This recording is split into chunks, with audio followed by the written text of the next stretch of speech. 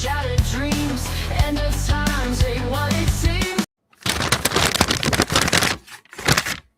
Hello, friends. This is Sam Chaney reporting for Weaponized News. Today's July 21st, 2026. Thank you for joining us on this Tuesday edition of Weaponized News. Quite a bit to get to today. We're bombing Iran right now. As this show's going live a half hour ago or thereabouts, U.S. Central Command announced forces began striking military targets in Iran at 7 p.m. Eastern Time today for the 11th consecutive night. The strikes are designed to continue degrading Iran's ability to threaten commercial shipping in the Strait of Hormuz.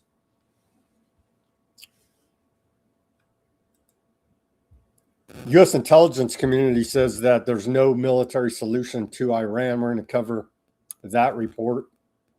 Hegseth was in the Senate today begging for more money to flush down the black hole known as the Pentagon. He was interrupted by some anti-war protesters. We have that. Sadly and tragically enough, another dead U.S. soldier's been announced. They released the name. We'll cover that. Some footage has come out of our base there. I believe this in Jordan, blowing up. Take a look at that. Yeah, Hegseth says they're running the Department of War like a business. I believe that's true. They're stealing as much as they possibly can from the American people and putting us in harm's way and laughing about it all the way to the bank. They definitely need new accountants at the Pentagon. They can't pass a financial audit. We're shooting $3-4 million missiles, and Iran's taking them out with $20,000, $30,000 drones. So their accounting is way off. They don't care because we have the dollar, the world reserves currency. It's coming to an end fast, and they're doing everything they can. Pedal to the metal. Pedal to the metal to collapse. We got all that news. All the ins and outs of Iran war. We have Epstein news as per usual. A bunch of economic news. A bunch of geopolitical news. Lebanon and Gaza. Demolition. Genocide continues there. Now they're trying to refocus us back on Cuba. We'll also cover the quasi-secret, not so secret, but nobody seems to notice or nobody seems to care, war on drugs going on in Mexico, Central, and South America. All that and much more on this Tuesday edition of Weaponized News. Thank you, everybody, for joining us. I see a few people coming online right now. I see Ruckus over there in the YouTube. Shout out to Ruckus. Thank you for joining us. Strong on the Rumble. Shout out to Strong. Strong says, hey, Sam, are you aware that I'm not following the pumpings, honestly, there? I told you, Strong, send me an email. Come on the show. And we'll do a whole market, financial, economic section if you feel so inclined. All right, let's get to this day in history. We have a lot of news today. Okay, on this day in history, let's not forget, when we look at our satanic dark occultist calendar, July 20th, all this week through the 26th, leading up to the grand climax, the dark occultists are carrying out rituals that involve abduction, ceremonial preparation, and holding of sacrificial victims for the grand climax on July 27th. You better believe and know that's going on. All right, on this date in our history of July 21st, we go all the way back to the year 365. An earthquake on Crete, followed by a tsunami around the eastern Mediterranean, allegedly destroys Alexandria on this day in the year 365. Then we fast way forward in history. On this day to 1730, states of Holland put death penalty on sodomy. Talk about, I don't even want to get into the jokes here. 1798, on this day, and I did not know this until I read my This Day in Histories. 1798, on this day, we saw the Battle of the Pyramids. Napoleon Bonaparte wins Battle of Pyramids in Egypt against Mamluk rulers, wiping out most of the Egyptian army. The Battle of the Pyramids on this day, 1798. 1846, on this day, we saw Mormons found the first English settlement in California, San Joaquin, in the San Joaquin Valley, where I'm at. And I know there's a lot of bad talk about Mormons. I have some Mormon friends. There's a lot of bad talk, Mormons, this, that, and other. They're a cult, they're abusing, and there's bad in everything. But the one good thing I want to say about the Mormons is they are good preppers, all right? They're good preppers. So the Mormons would be your best friend if it all goes down in that regard, is all I'm saying. So don't bash the Mormons too much, all right? 1853, on this day, Central Park in New York created when New York State Legislature puts aside more than 750 acres of land on Manhattan Island. On this day, 1861, First Battle of Bull Run, Battle of First Manassas, the first major battle of the U.S. Civil War, is fought near Manassas, Virginia, and ends in a Confederate victory on this day, 1861. 1865, in Springfield's Market Square in Missouri, Wild Bill Hickok shoots and kills Davis Tutt in what is regarded as the first true Western showdown. On this day in 1873, Jesse James and James Younger gang commits its first train robbery in Adair, Iowa. On this day in 1877, the U.S. Army breaks up a railroad strike. On this day in 1904, after 13 years, the 4,607-mile stretch of the Trans-Siberian Railway is completed. We can't even complete 300 miles here in California of the high-speed rail due to corruption. Thank you, Gavin Newsom and Democrats in California. We appreciate it. And all the other corrupt politicians in between. 1925, on this day, Scopes monkey trial. John T. Scopes is found guilty of teaching evolution in the Scopes monkey trial in Dayton, Tennessee. He's fined $100 and costs of the trial. 1930, on this day, the U.S. Veterans Administration forms, and then they went on to go ahead and deny disability claims by veterans injured in their foreign wars. We do appreciate their efforts in that regard. 1949, on this day, U.S. Senate ratifies North Atlantic Treaty by a vote of 82 to 13, NATO. And now proudly NATO's running around bragging how many Russians they kill. And so we do appreciate those efforts. 1970, on this day, Libya orders confiscation of all aardvark property. 2021, on this day, life expectancy in the United States falls by 1.5 years, 3 years for Hispanic Americans, 2.9 years for Black Americans, the largest decline in life expectancy since World War II. And I'm sure it had nothing to do with a novel medical intervention that was introduced.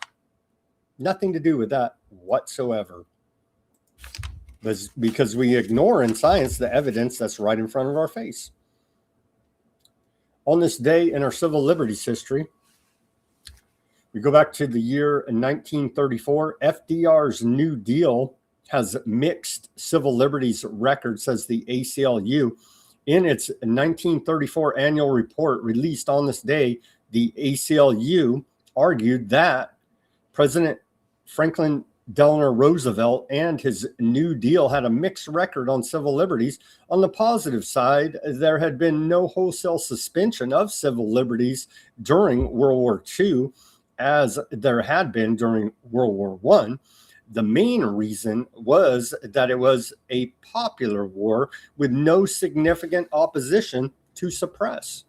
The ACLU also praised the New Deal's policies toward Native Americans and illegal aliens, along with President Roosevelt's pardon on December 23rd, 1933, that restored the political rights of people convicted under the Espionage Act during World War I. The most positive contribution to civil liberties was Roosevelt's appointment to the Supreme Court, which quickly created the pro-civil liberties Roosevelt Court.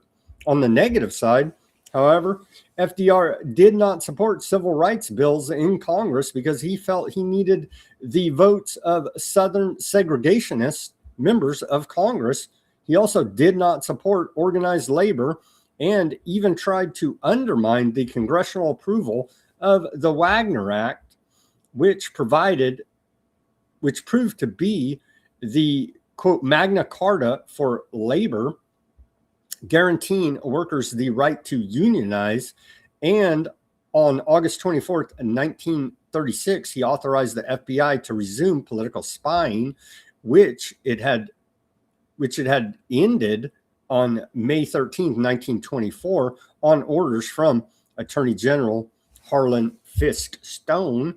In retrospect, Roosevelt's overall civil liberties record from 1933 to 1945 was very mixed. On the one hand, he perpetuated one of the worst civil liberties violations in American history, the evacuation and internment of Japanese American citizens during World War II. Roosevelt authorized the tragedy by executive order on February 19, 1942. Yeah, no big deal. Just put Japanese Americans in concentration camps. On the positive side, his appointments to the Supreme Court created the first civil liberties court, the Roosevelt Court, in American history. I think the bad outweighs the good here. Yeah, we covered it at the very beginning. We're bombing Iran right now as this show's live for the 11th consecutive night. Here's anti-war protesters interrupting what do you do with a drunken Hegseth, begging for money from the Senate. And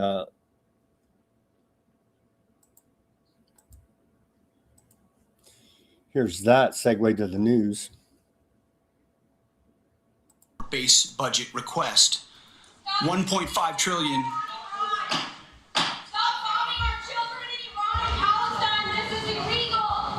Mr. Secretary, please suspend until order is restored in the hearing room. We will begin the timing clock since you've been interrupted twice. Yeah, they're killing people. They're killing. That was I believe, Code Pink protesting the killing of children. Killing of U.S. soldiers here.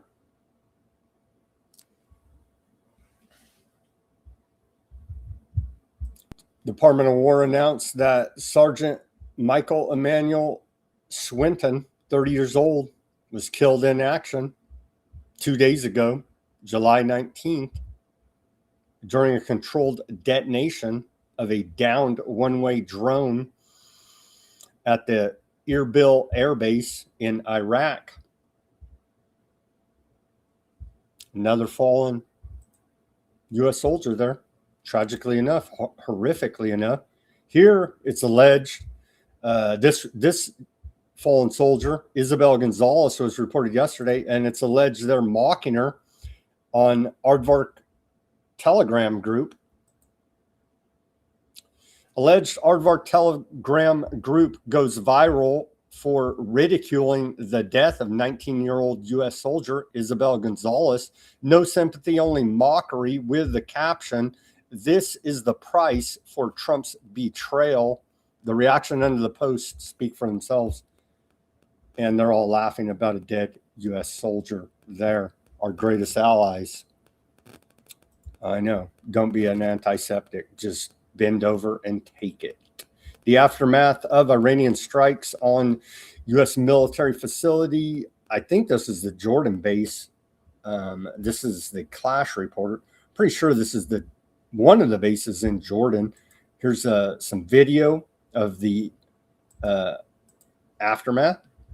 Creating apocalyptic hellscape of our U.S. bases in the region.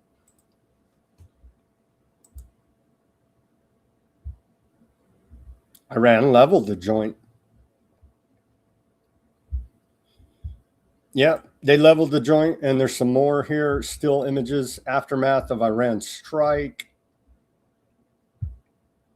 For what I'm hearing, we're getting projected impact data, but the missiles are changing trajectory multiple times in flight, so the projected impact warnings are no good. Wow. Targeting data is obviously getting fed to Iran from China or Russia, because where they are impacting, what they are targeting is insanely precise. Join fog, travel to exotic places, meet interesting people, and kill them. Wow, that's a crazy sign right there. But more of the destruction of our bases. Yeah. They're blowing up our bases there.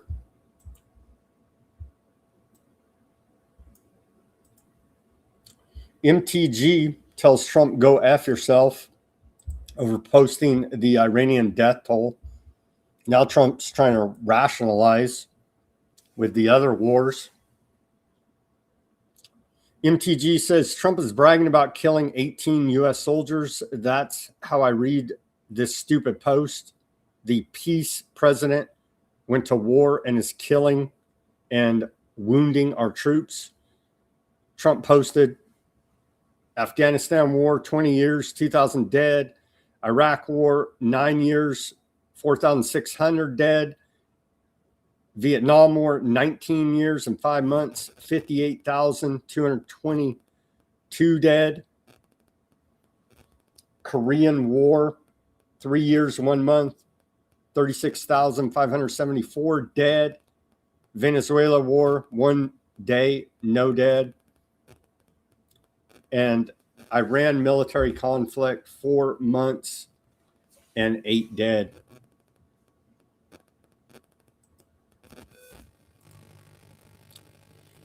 Here's Hegseth admitting the Department of War, they're running it like a business. War is a racket. All wars are bankers' wars. The Pentagon is no longer run by bureaucrats. Instead, it's led by combat-tested veterans and world-class business leaders who are running the department like a business. And tech. Well, they're bankrupting the joint, so good job. I guess when you have when you have black books, essentially, then yeah, they haven't passed a financial audit in since 2008 when it was mandated. Hegseth has promised at the end of next fiscal year, 2027, they're going to pass it. They're not. no one will be held accountable as per usual. And so that's no way to run a business. That they don't care because there's no accountability. Here he is begging for another $1.5 trillion.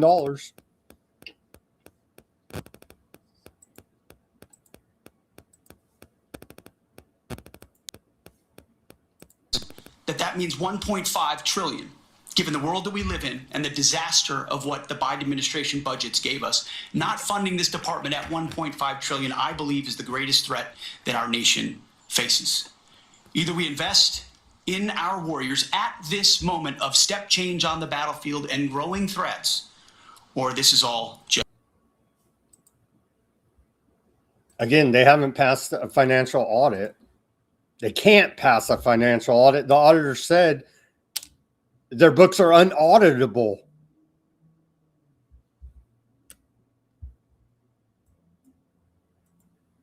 But yeah, give them another $1.5 trillion that they can't account for any of the money since 2018.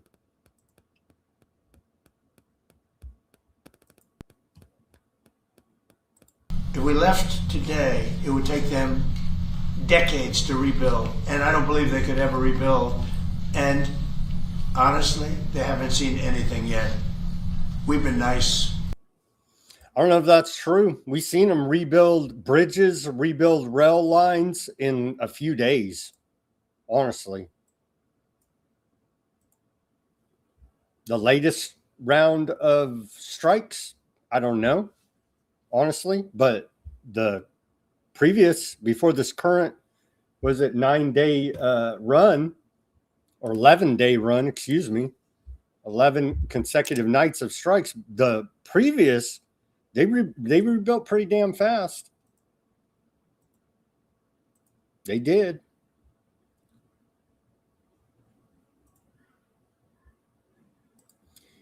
They had the old puppet president of Lebanon there today at the White House.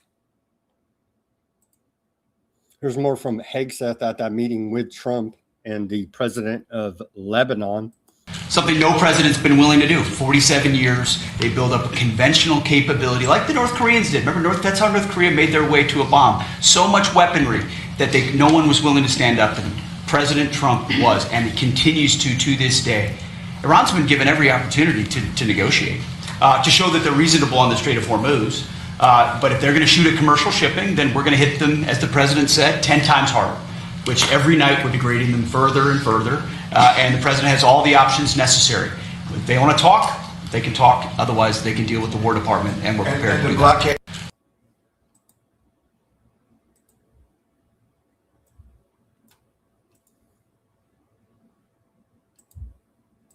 More from Hegseth.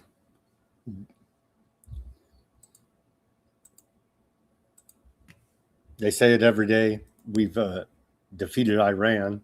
Iran is at the weakest point militarily it has ever been in the past decade. Certainly, maybe in 47 years, as they've gathered effectively a terror army. And that terror army was built to try to create conventional capability to defend against a pursuit of nuclear weapons, which meant thousands of ballistic missiles, many of which we have destroyed, others of which they have put inside facilities and hidden in underground facilities. Well, and that's what terror regimes would do. So I acknowledge they still have capabilities, no doubt. But the amount of damage that we've done to them over the course of these series of operations has put them in the worst place they've ever been.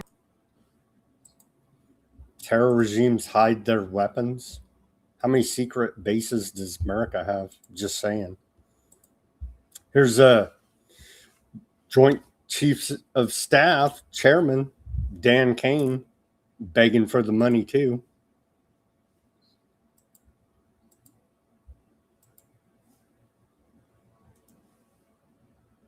I've come today to ask for your help and your support.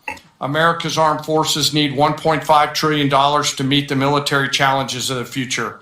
This supplemental is a part of that. And to be allowed to use this capital to pay for military personnel, operations and maintenance expenses, and accelerate investments on critical technologies, as the Secretary just mentioned.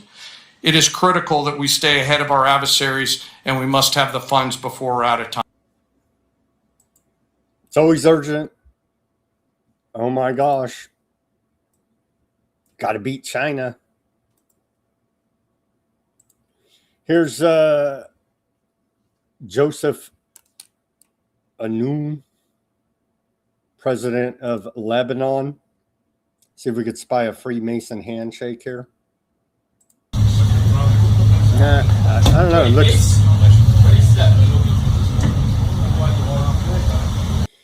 looks pretty straight there. Allegedly, that guy's he was a high up army dude in Lebanon. Now he's a puppet of America.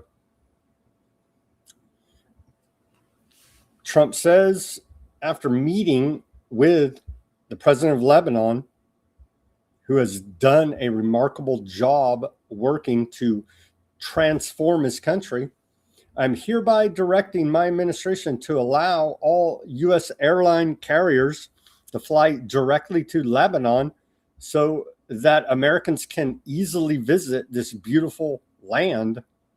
Like, what world are you in, Trump? They're bombing the hell out of Lebanon right now. Who the hell wants to go to Lebanon?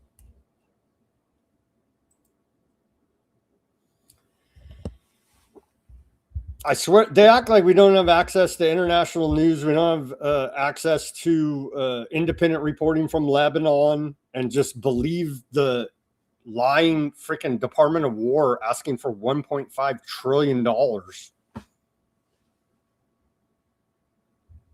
It's pretty damn absurd, if you ask me.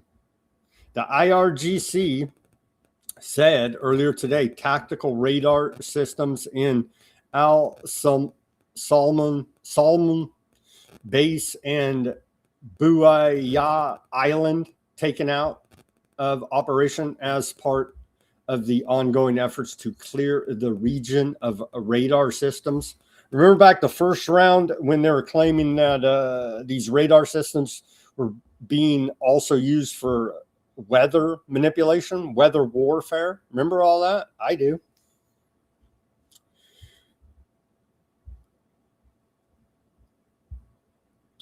The propaganda from IRGC Public Relations says the heroic and anti-oppression Iranian nation, with the grace of God and your prayers, stands firm in the field in continuation of the second wave of Operation Nasser II, and as part of the ongoing efforts to clear the region of radar systems.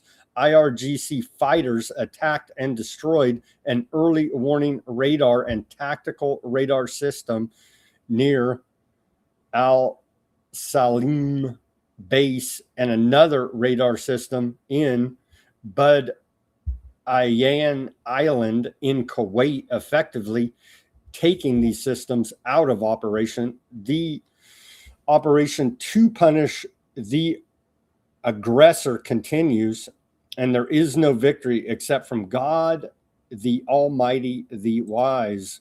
And of course, this is the IRGC flag. And there you go.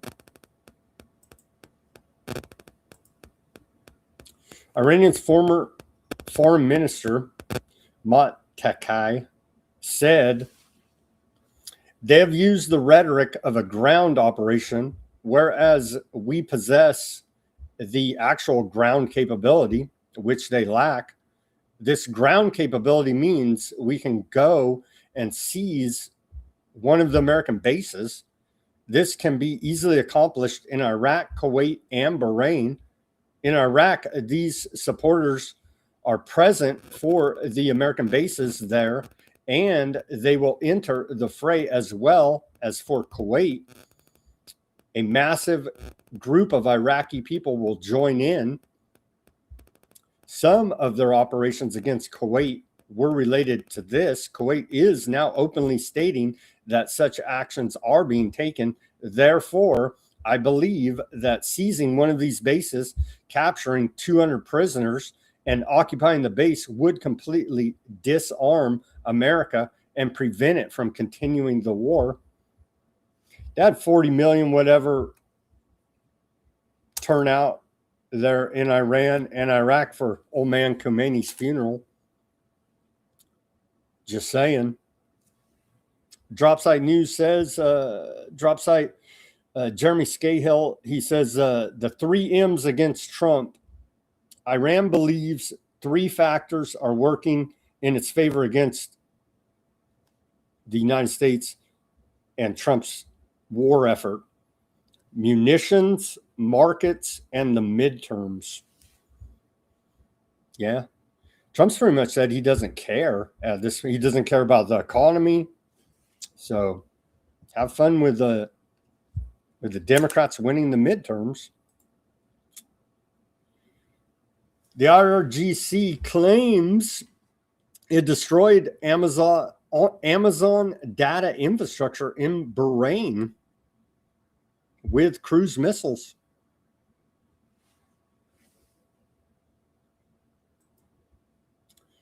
Major step forward. French lawmakers approved social media ban for children under the age of 15.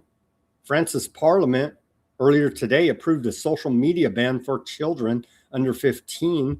President Macron immediately hailed the major step forward, saying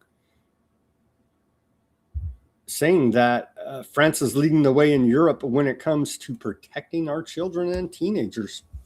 And of course, nothing about they'll feed you. They want to, harvest the children's adrenochrome, for crying out loud. So they could give a damn about the children. It's about censorship and information control, obviously, there. Weird here coming out of the Department of Public Health, HHS. They're now announcing they have a TikTok channel on TikTok. Here's a weird video out of HHS, Bobby Kennedy Jr.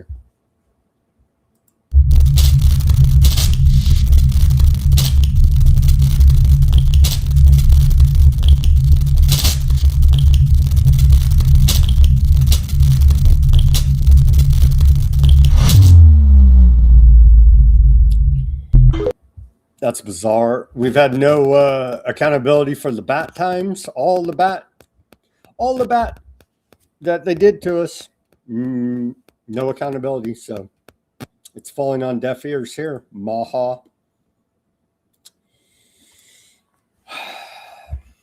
Trump administration is pausing more than $1 billion in Medicaid payments to California and Minnesota due to suspected fraud and non-compliance. Let's hear that announcement earlier today.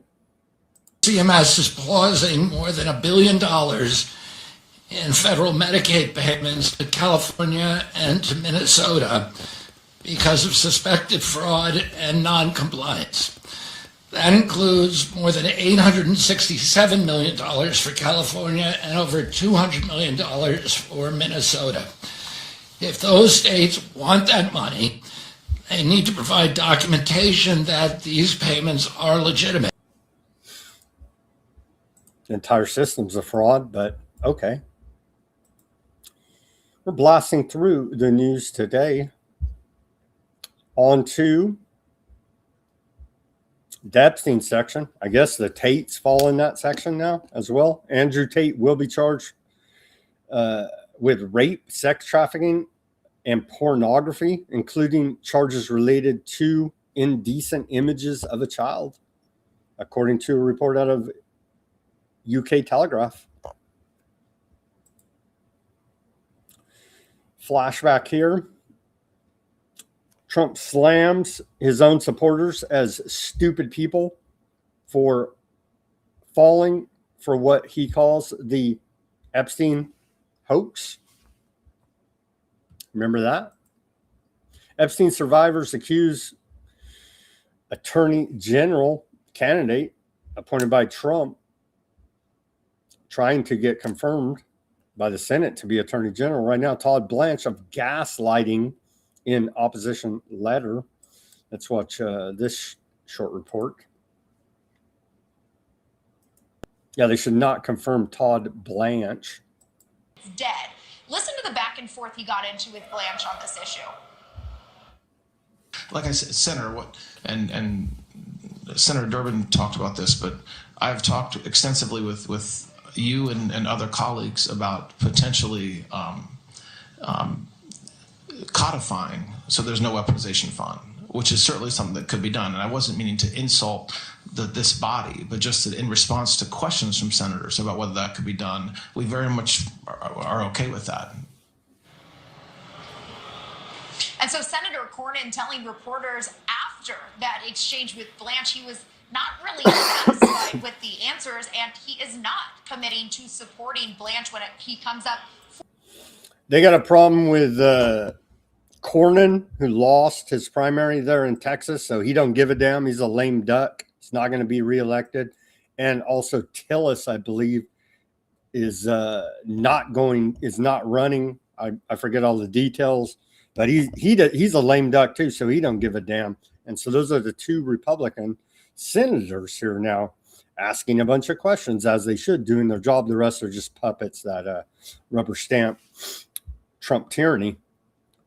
Now, more acting and theatrics out of the House Oversight Committee. The Republicans, the head of it, head Republican Comer, threatens to subpoena Alan Dershowitz after he refuses to testify to the House Oversight Committee in regards to Epstein. So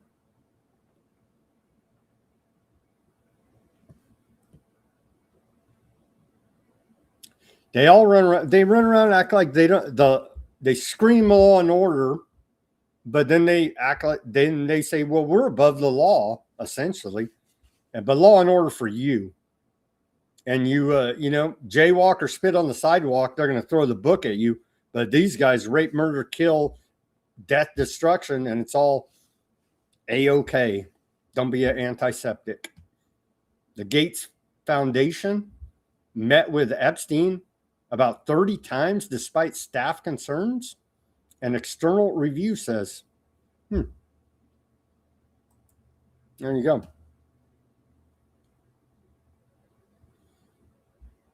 Bill Gates, our doctor during the bad times, knew nothing, knew of no wrongdoings. The roughly 30 meetings which took place from 2011 to 2014, including several visits to Epstein's Manhattan townhouse and meetings on the Gates Foundation campus, according to the review by law firm Wilmer Hale, the review found no evidence that the foundation paid Epstein or did anything illegal. The foundation released a 3-page summary of Wilmer Hale's report earlier today and did not say if it would release any further details. So they investigated themselves and found no wrongdoing at the Gates Foundation. Epstein victim tried contracting an STD in hopes it would kill Epstein. Let's watch this short report.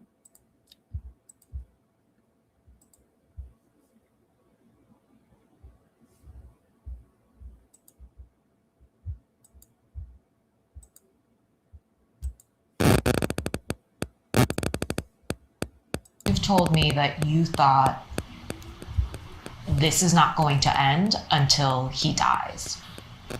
Correct.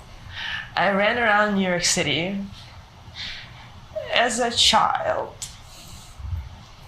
trying to get an STD to kill a pedophile because I didn't believe the government would ever stop him.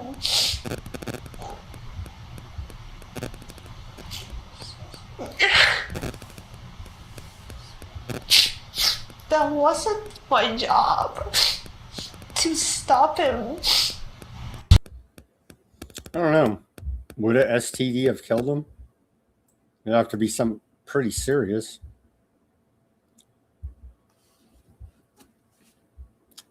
Let's see a little bit more from Rosa Gillis. Was an 18-year-old model when Epstein first abused her while he was serving jail time.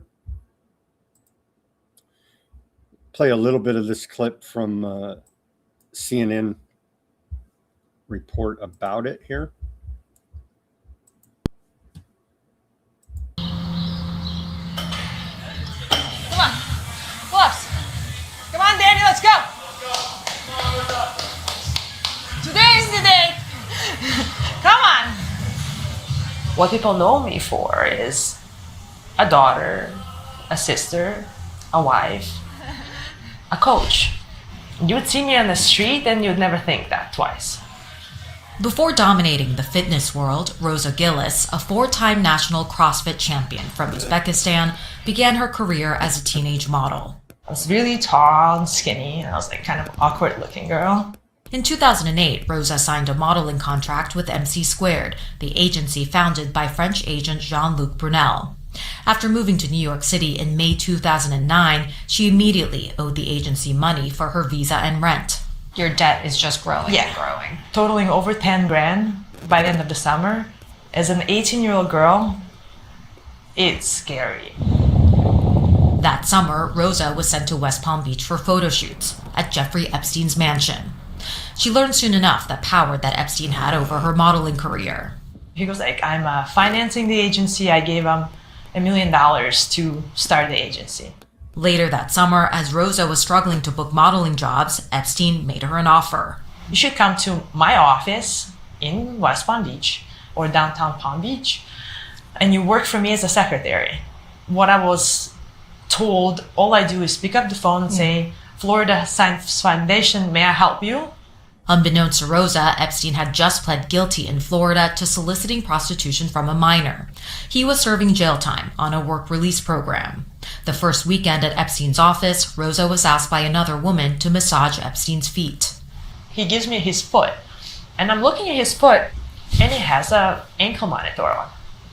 But to me, what it looks like, he has a plastic thing wrapped around his foot with a black box on it with a blinking light, right? And I go, what is this? And he flips around and he goes, take off your shirt. I froze. And the woman comes over and starts unbuttoning my blouse. She takes it off. Then she takes off my bra. And then she walks out.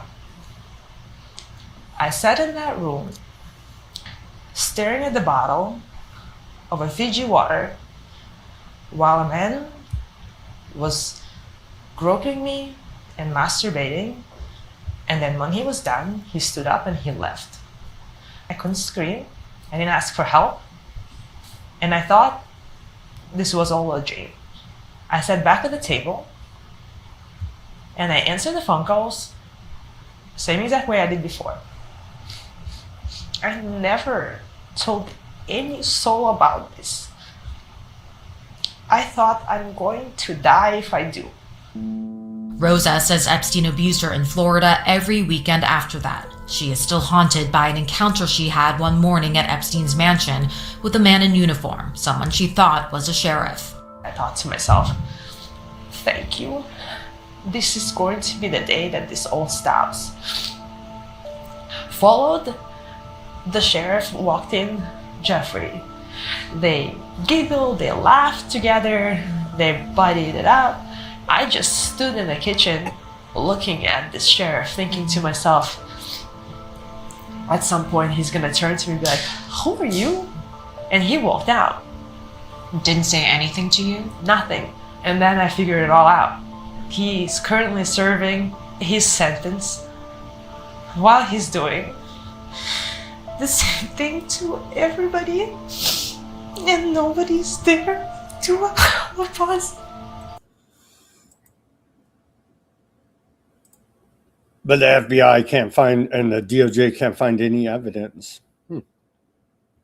Here's old Paula Luna, PSYOP congresswoman. She says that we're never going to have the full Epstein files because the FBI was hacked.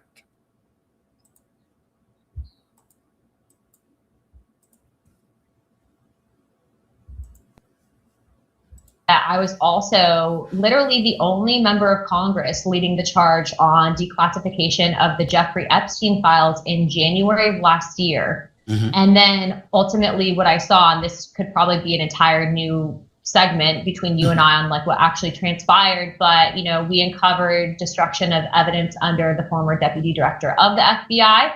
I had documented that, no one paid attention. I was pressing Attorney General Pam Bondi for the release of the Epstein files, publicly calling for its release. And then at a certain point, it then became political. And then, we have been conducting the investigations and oversight, but the fact is what the American people are not hearing is that we are never going to have the full files because there was actively a cyber attack that occurred when Ghislaine Maxwell and Jeffrey Epstein were under investigation in New York.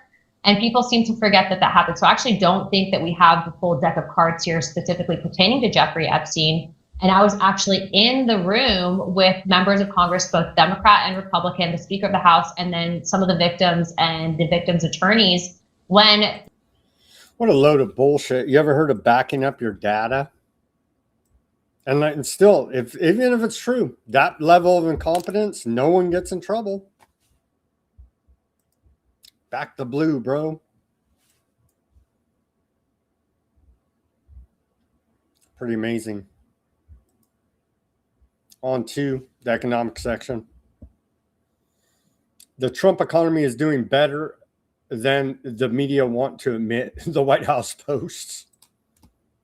Fox News article.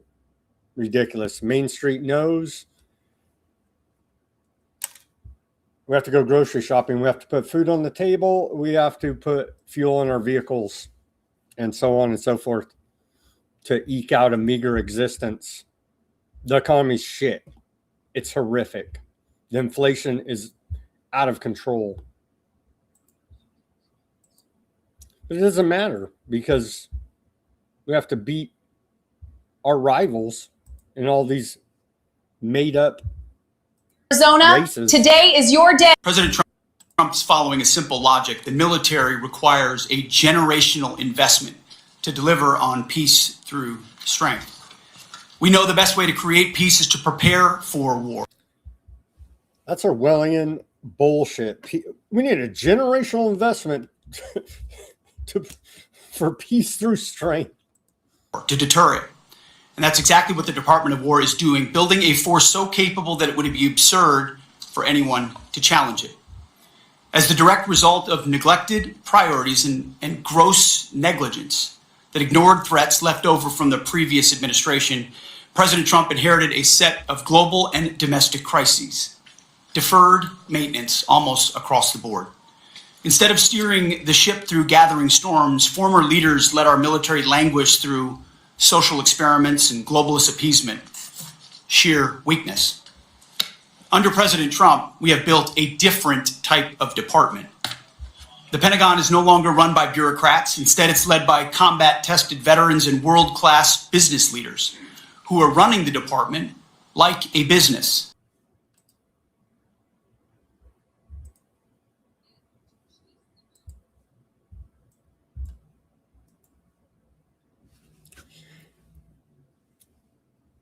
FCC says the Trump administration is cracking down on scams and frauds. So they've decided to all turn themselves into the FEMA camps. Oh, no. No. That would never happen, would it?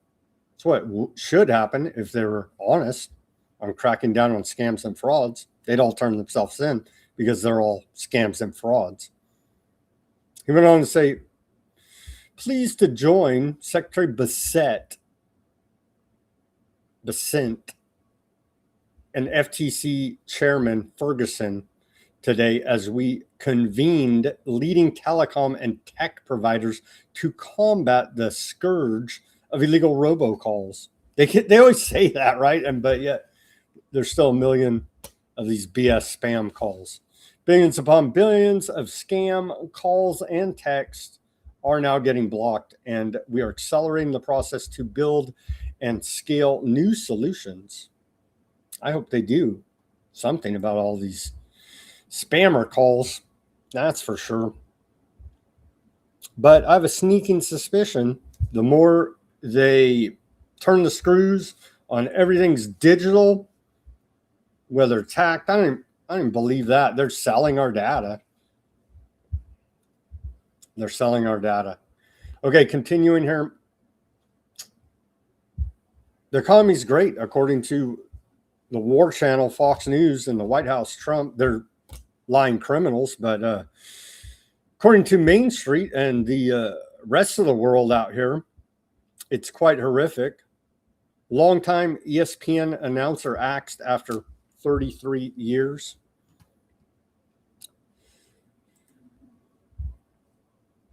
We had a 33 there. We had to go ahead and mention.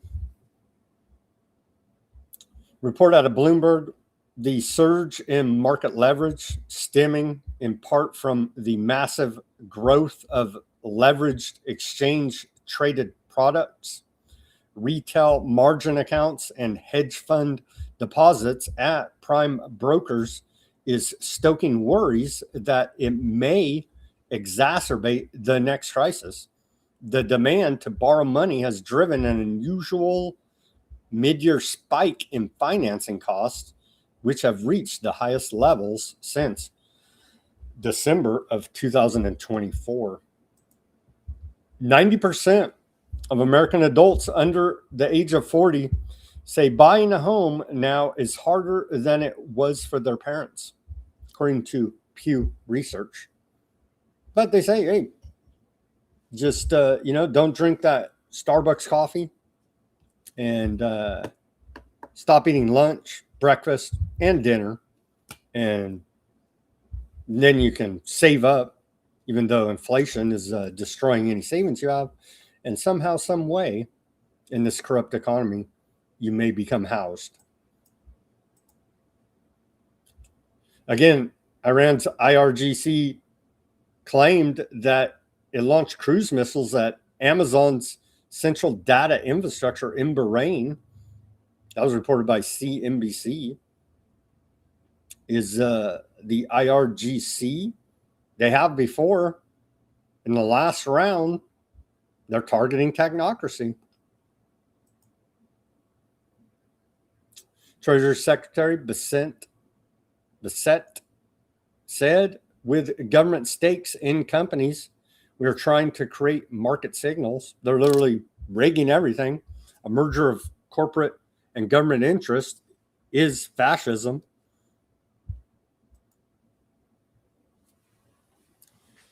Trump to add fresh tariffs on dozens of countries as soon as this week, with his temporary 10% global tariff scheduled to expire on Friday, according to the Financial Times. Trump is overhauling federal science funding by directing the roughly $200 billion annual research budget away from traditional university grants and toward artificial intelligence and individual scientists, according to the Wall Street Journal.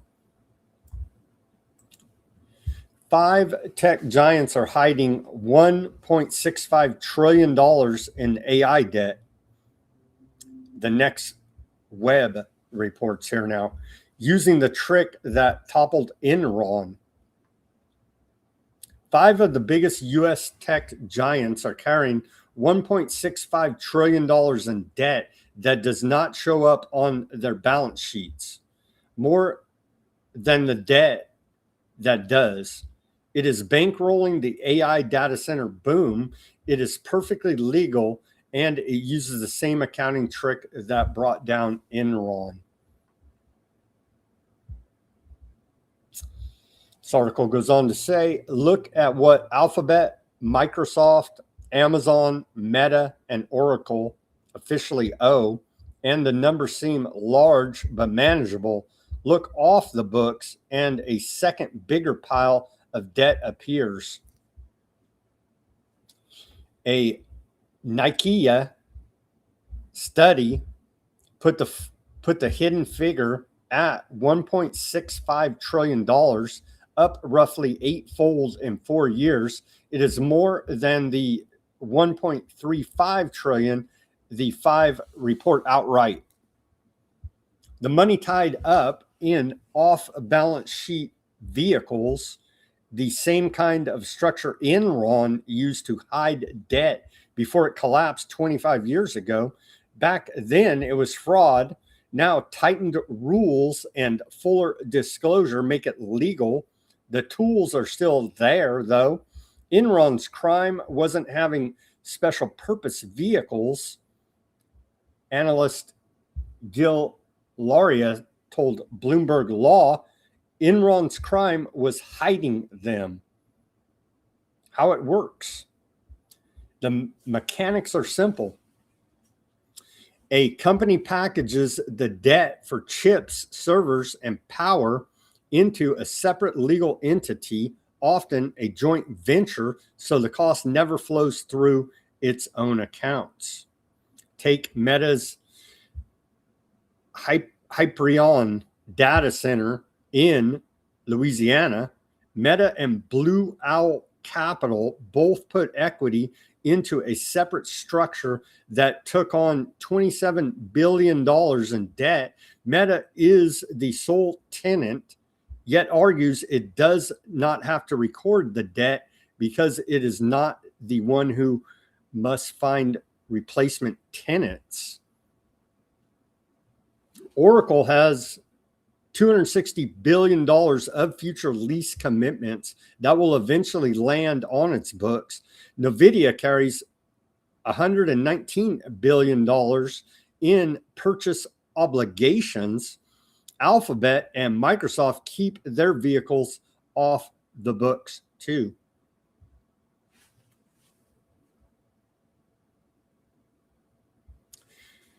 The numbers behind the boom, the scale is the story. Meta's off-balance sheet debt alone is about $420 billion, nearly triple its reported debt. Oracle's has grown roughly 30-fold in 4 years. They should have said 33-fold, right? 30-fold in 4 years. It is all in service of the same race.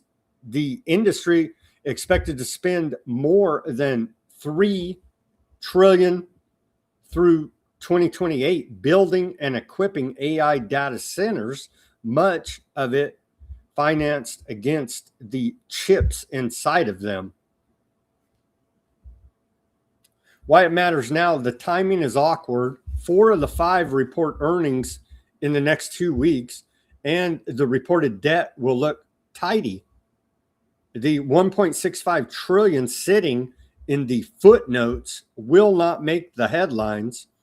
The catch is what happens later when a data center goes live. Its lease rolls onto the balance sheet at once.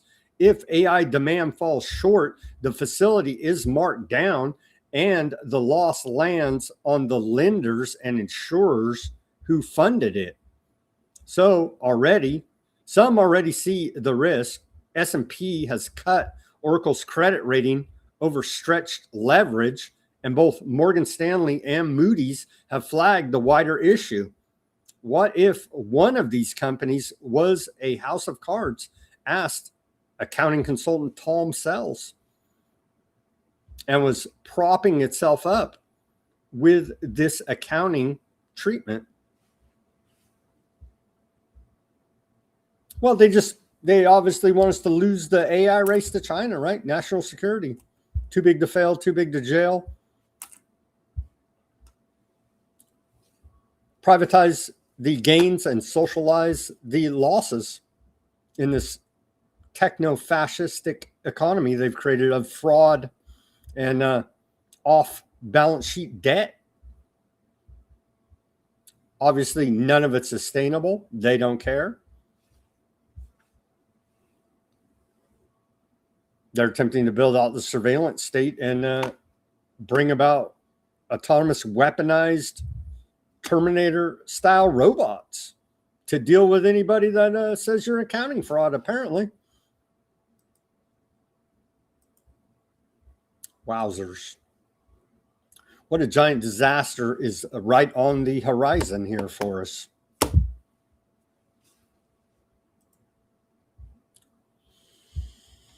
Energy Department says U.S. oil reserve can run far lower than the industry assumed. as the U.S. Strategic Petroleum Reserve drains to its lowest level in 40 years and confronted with Wall Street alarm over shrinking supplies, a Department of Energy spokesman told MarketWatch that the reserve's true operational minimum set by caravan mechanics is roughly 70 million barrels, well under the 250 to 300 million barrels the industry has generally treated as the practical limit. By that measure, officials say around 246 million barrels remain available for emergencies. I hope so, man, because we're in a freaking emergency right now. The resurgence comes as the Strategic Petroleum Reserve has shed more than 104 million barrels since the beginning of the Iran war, February 28th of this year, falling 5.1 million in the week ending last week, July 20th, to 311.4 million barrels, the lowest level since 1983, as Washington releases crude to offset losses in the Strait of Hormuz. Meanwhile, the Energy Department said, oh, we already covered that. Yeah, I don't know. They lie about everything. Rockefeller oil oligarchs are price gouging us. AAA national average for the price of a gallon of gasoline is now at $4.02, going up 2 cents from yesterday. You can see it right here. Steadily increasing. And then the total consumer cost burden of the Iran war, according to Brown University Watson School of International and Public Affairs. Let's take a look at their tracker. They're saying total consumer cost burden since the beginning of the Iran war, $71.8 billion. I believe it's more than that, but that's what the number they're going with. Since the beginning of the war, February 28, 2026, and the cost burden per U.S. household spread across both gasoline and diesel is now up to $548.23. You can see right there.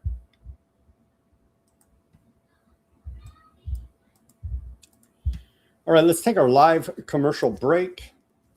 Give me the like, share, subscribe, push that notification button. We covered a lot of news there in the first hour. We blasted through quite a bit. Give me the like, share, subscribe, push that notification button. Thank you, those tuning in on this Tuesday edition of Weaponized News. Everybody go to weaponizednews.com/shop. Get yourself a holograph sticker, a white background sticker, a clear sticker. weaponizednews.com/shop. The link's in the description below. We take donations as well. Buy me a coffee, Bitcoin wallet address, Cash App links all in the description right down there below this video. Become a paid subscriber at Weaponized News Substack. We give away everything free, nothing beyond a paywall. Show your support for independent reporting and analysis brought to you 5 days a week, broadcasting live Monday through Friday, 5 p.m. Pacific, 8 Eastern Time. Become a paid subscriber, Weaponized News Substack. We're streaming live on Substack now. You'll get the full show. You'll get a summary of the show and links to almost everything we talk about for further research purposes and documentation purposes. Show your support for independent reporting and analysis. weaponizednews.com/shop. Become a paid subscriber at Weaponized News Substack. Again, everything's free. Become a free subscriber, but we do appreciate the paid subscribers helping us pay some bills. I put a lot of time, effort, energy into this. We have overhead to make this whole program possible for you. So any which way you choose to support us is truly appreciated. We're growing by leaps and bounds until they rug us again on the big tech, on Facebook, on YouTube, where I wouldn't even be on there. That's where the audience is. So that's where I am. Okay. And so we're growing by leaps and bounds there, but we still need those likes, shares, and subscribes. So keep all that going, keep us growing, and we'll keep shooting you straight and telling you how it is. I know most of the time it's not good news, but hey, we got to be adults and face up to reality and not live in some delusional fantasy land of MAGA or whatever other ridiculous political movements are out there. The government's an organized crime syndicate. Thank you for your attention to that matter. And welcome back on this Tuesday, July 21st, 2026 edition of Weaponized News. Welcome to the second half. The Strait of Hormuz, I guess we're police of the Strait of Hormuz. It's essentially closed. There's a little bit of traffic trickling through. On one end, America has the gun. The other end, Iran has the gun. Kind of risky business driving through that neighborhood with big guns pointed all over the place.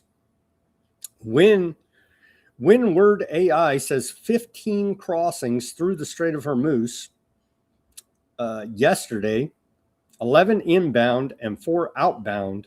Pre-war, it was 140 vessels per day. So again, this is a part. Let's watch this little clip from Windward about the Strait of Hormuz. Very short.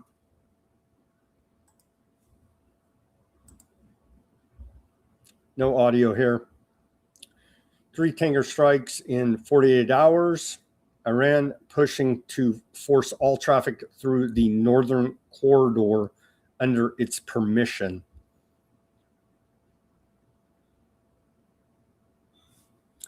Yeah, so you don't follow the rules, then they whack you. On both sides.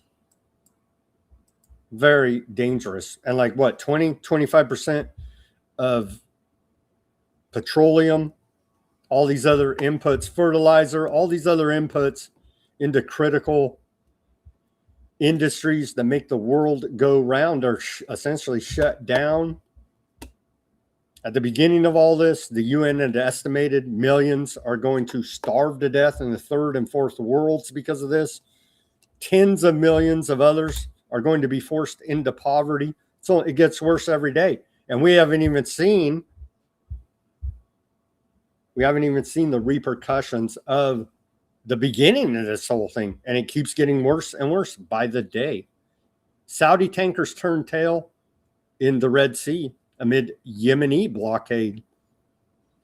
2 tankers carrying Saudi Arabian crude to China and India reverse course in the Red Sea earlier today after the Yemeni armed forces warned shipping companies against loading or unloading cargo at Saudi ports.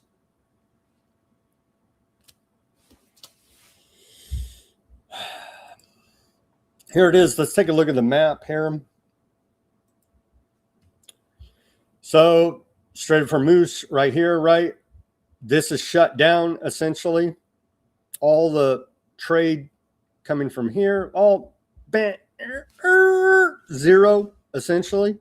And oh yeah, they shut this down too now. So all of this, all coming out of here that you thought you were going to go around here and zoom out. You thought you were going to cruise over to India, thought you were going to cruise over to China, thought you were going to cruise around here, do all these deliveries. Not so much. Not much is getting out of there. So this is shut down. This is shut down now, essentially. Hashtag winning the war.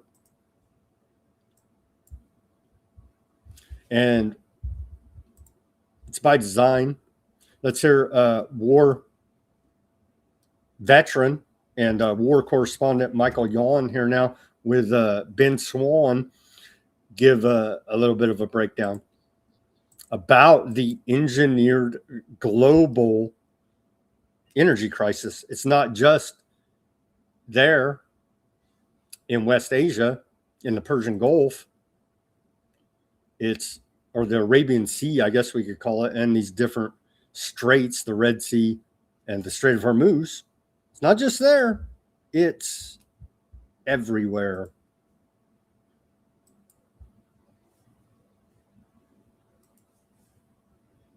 No, in fact, again, you know, when Nord Stream was attacked, which I had predicted in writing many times in advance. In fact, I went to the BASF plant in Ludwigshafen, Germany, twice before the Nord Stream attack. My wife Masako and I went there specifically because we thought Nord Stream would be attacked. In fact, we were publishing that. And in fact, we bought an iPad that just, there was a website where you could track how many cubic meters per second were flowing through the pipelines to Nord Stream. And there we were, 14 days before the attack on Nord Stream. We were at the BASF plant in Ludwigshafen, and then boom.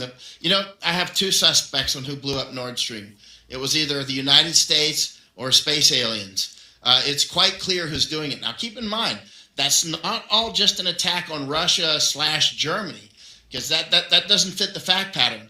In a broader fact pattern, for instance, the Groningen gas field was also shut down, right? Or the screwworms here, or so many farmers around the world that are unrelated to the Russia-Ukraine war or the Iran war, you know, being knocked off their farms. So this is about population reduction, including, and not only that, but the famines will create a lot of HOP, human osmotic pressure. Human osmotic pressure is the push and pull of migration. So this HOP that's going to be coming, a lot of these channels for immigration, quote unquote, actually invasion, are wide open, such as the Darien Gap in Panama, where I've spent a lot of time down the Darien Gap since Biden was installed, and that all the architecture for the invasions is still there. By the way, all the United Nations guys are still there, and I think it's going to we're going to see that invasion continue. And the United States is itself being attacked by the United States, right? So we like to blame it on others, but our government is the one letting people in. Our government is the one that let the screwworms come back. Our government is the one knocking farmers off their farms, right? So it's not all about Iran. It's not all about Russia. Our government is toxic to us. Vote harder, bro. In the midterms, vote Republican. It's just so corrupt.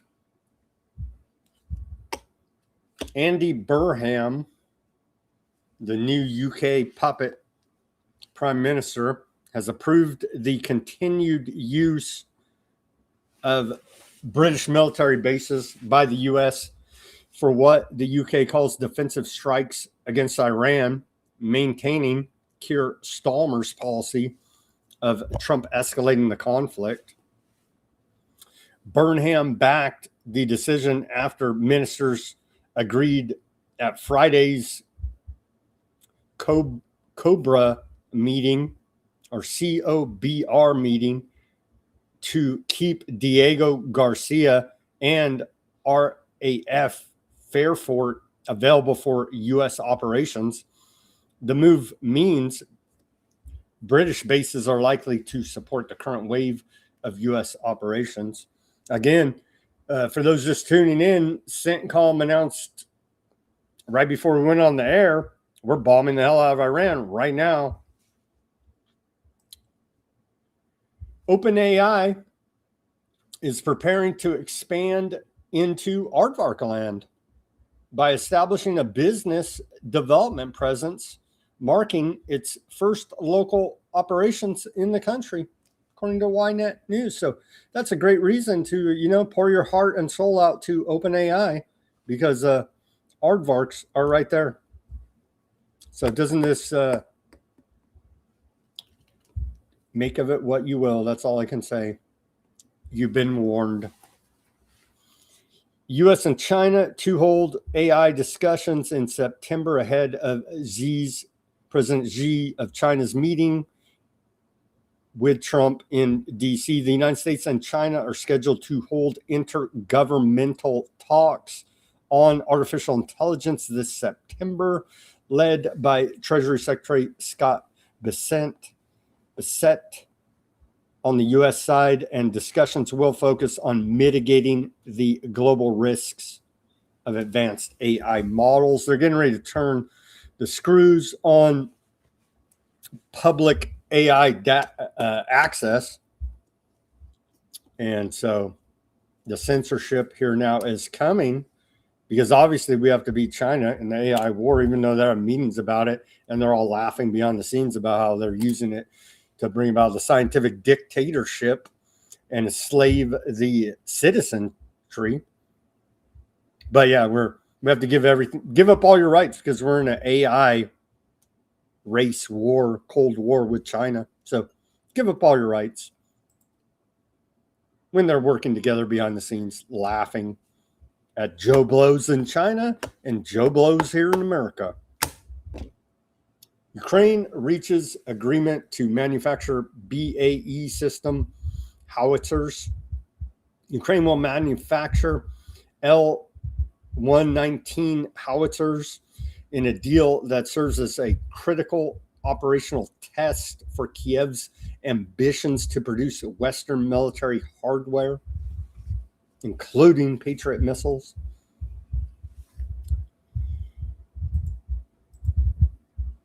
A Russia-guided strike hit residential areas in Zaporizhzhia, Ukraine, killing one person, injuring another, damaging the building. You can see right here.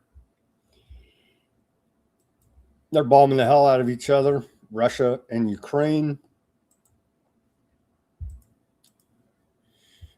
UNICEF says attacks across Ukraine last week killed 2 children and injured at least 50. A UNICEF contracted warehouse near Kiev was heavily damaged on July 19th, destroying over 106,000 humanitarian items worth $3.9 million, including generators, water supplies, and hygiene kits for families affected by the war.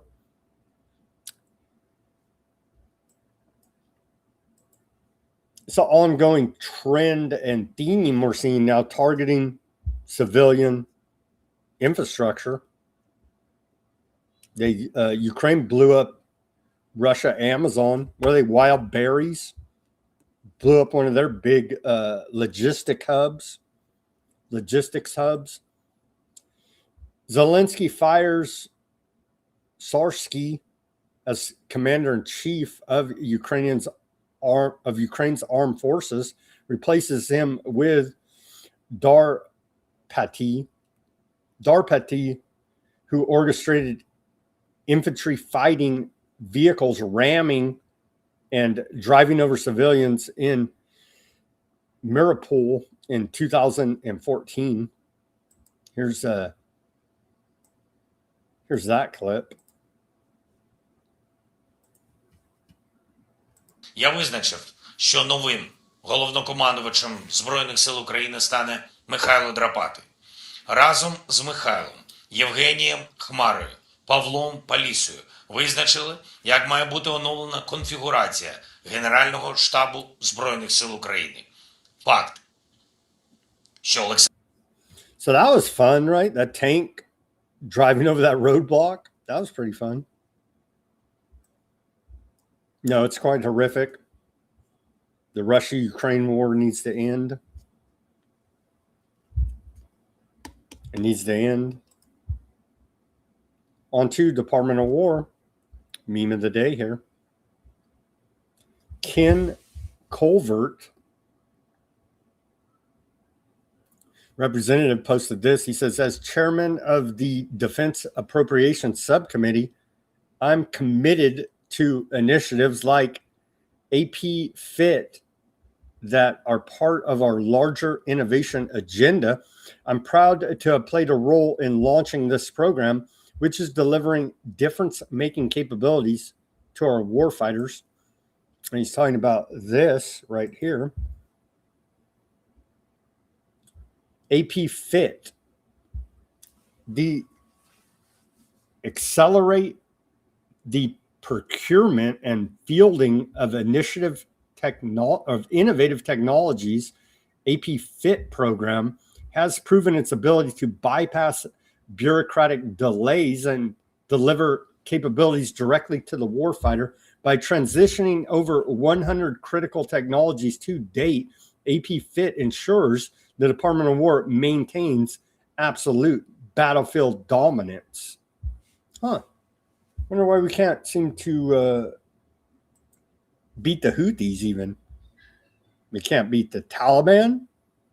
That was old. Okay. We're definitely not beating Iran. We'll get to the reports we will get to the reports by our intelligence community. We need to end the Iran war now. Here's a war propaganda, more of this QBS out of the Department of War. No games. That's all they do is propaganda, lies, and games. Quite literally all we get out of this government. So all that Trump tough guy bullshit, it's falling on deaf ears. Oh, the quasi-secret drug war is raging in Mexico, Central, and South America. America's counter-cartel coalition at work. You can just go to U.S. Central Command and see they're constantly running drills and making busts. They haven't posted extrajudicial killings in about 2 weeks. Ever since the Venezuela earthquake, U.S. Southcom has not posted any of those. They at least have enough sense there that, oh yeah, we can't claim to be great humanitarians on one hand, helping out the Venezuelan earthquake victims, and on the other hand, whacking fishermen every other day and calling them narco drug trafficker terrorists with no freaking evidence because we blew it up. You know what I mean? They at least got that much sense at Southcom. But just go to their page and you can see all these different Central South American countries on board with this drug war here now. America's counter cartel coalition at work congratulates El Salvador's national navy and all forces involved in fighting against narco terrorism. And see, at least I guess they wait and whack you off camera. See, they're smarter in El Salvador. Excuse me. But they're bragging they did this bust, right? This drug bust. They got these guys and a bunch of drugs. All right. That's what you're supposed to do, right? Allegedly. And then you take these guys and the drugs, and then you have a trial and all of that. Due process. And if you prove all the allegations, then they go to jail for a long time. Probably, what do they say? 1.36 tons of cocaine, estimated value $34 million. Okay. Are these guys even going to make it to trial in El Salvador? I don't know. Probably not. But at least they're not just whacking them and saying, look, we killed the bad guys. It's ongoing there. So just something to be aware of. Very underreported, I would say. The quasi-secret public drug war raging right now. Marco Rubio says Venezuela's democratic transition will begin in early August. Secretary of State Little Marco reveals that Washington has already distributed $180 million in earthquake aid to Venezuela. Well, that's good of them considering we stole all their oil and gold and president. The United States is accelerating the transition process in Venezuela. This is an article out of El País. Washington has exercised special control over the Caribbean country since January 3rd, when we kidnapped their president, when it launched a military operation to capture Maduro and install Dulce Rodriguez as acting president. Throughout these months, supporters of opposition leader Machado, remember that goofy lady they gave the Nobel Prize to, and then she gave it to Trump after he threw a fit about it.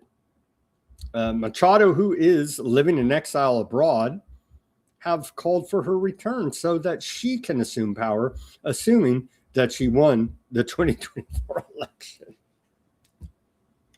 Another U.S. puppet. Their president of Venezuela, they're looking to make the transition. Little Marco has been tasked with managing relations between America and U.S. government. On Monday, yesterday, he announced that the process of democratic transition in Venezuela will begin in early August. So democratic transition to the State Department means installing a U.S. puppet dictator for democracy, of course. So, I mean, nobody should question any of this. Are they going to even have elections there? Fake or rigged up, however it may be, or totally legit, above board. Of course, all elections are, as we know. Yeah, they don't even say. I guess they're just going to install her there. Maybe. The United States welcomes. Yeah, I don't know. They don't even say. I guess they'll just install puppet dictator, scream democracy in everybody's face as per usual, and we wouldn't have it any other way. Now, little Marco post, the Trump administration and the international community will not stand by as the Morello Ortega dictatorship deepens repression at home and manufactures instability that threatens U.S. national security. Ortega's pledge to abolish elections in Nicaragua proves his cowardice, and fear of the Nicaraguan people's will. Do we need to go ahead and fund some more rebels and do another illegal war in Nicaragua? Sounds like it's about time. Sounds like it's about time. And then, of course, that big report yesterday the State Department put out, it's laughable, claiming that Cuba is the capital of 21st century communism, and they're infiltrating America with Cuban communist agents.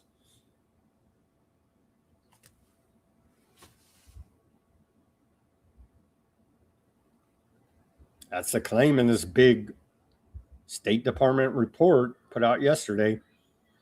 They're trying to stir up the new red scare here. Cuba, the capital of 21st century communism. Oh my gosh, that little island that's been under siege and sanctions by the United States for 60 years. Sanctions, at least. Siege more recently with the naval blockade against Cuba. If that's all we got to worry about for communism taking over is Cuba, I think we're in pretty good shape. But of course, they're building the case of why we need to go ahead and take military action against Cuba, because the communists have infiltrated the highest levels of the United States government via Cuba. Sure.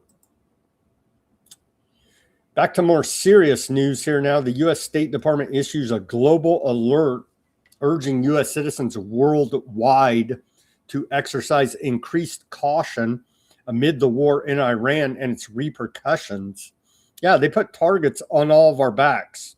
They have bunkers. We have targets on our backs now, with a bunch of Iranians and all the rest of their supporters waving the red flag of vengeance, as we showed you last week at the funeral proceedings for old man Khomeini that Trump whacked.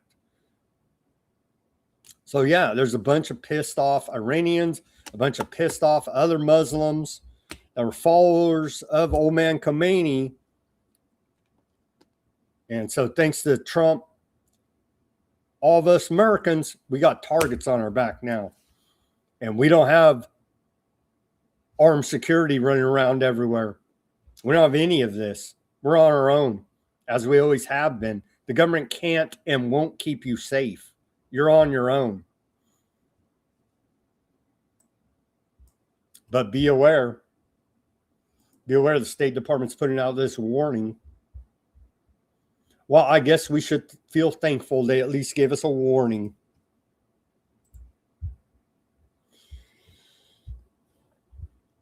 Iran's edging up to their own war crimes here now, according to the Geneva Convention, targeting civilian infrastructure in Kuwait. Kuwaitis are now rationing electricity as repeated Iranian strikes hit the country's power and water infrastructure. Again, that's a war crime. So this thing's getting ugly. America's committing war crimes. Iran's committing war crimes. Iranian attacks have struck several facilities over 4 consecutive days, sparking fires and raising fears of outages during extreme summer heat, when temperatures can exceed 122 degrees Fahrenheit, 50 degrees Celsius, and air conditioning drives demand because many Kuwaiti distillation plants are integrated with power generation. Demand on the grid also threatens fresh water production. Authorities have urged residents to cut consumption, and officials say public compliance has already helped keep electricity use below protected levels and stabilized the grid.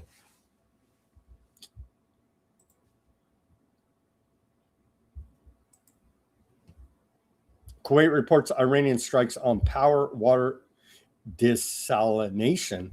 That's how you pronounce it, right? Desalination plants for 4th consecutive day.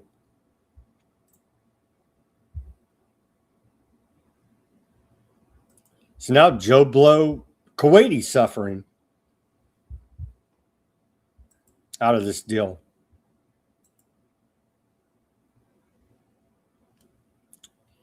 Yeah, we're bombing them right now. We're bombing Iran right now.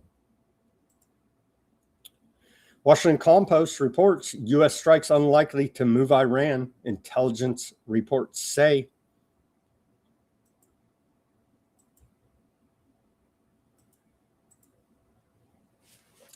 U.S. intelligence sees no military solution against Iran.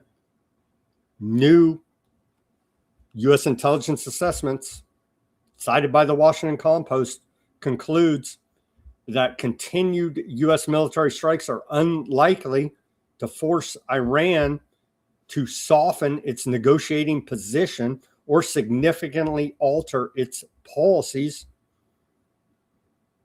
U.S. intelligence agencies reportedly believe Washington and Tehran are now trapped in an indefinite state of neither peace nor war, with recurring cycles of escalation and temporary calm, according to current and former U.S. officials familiar with the assessment.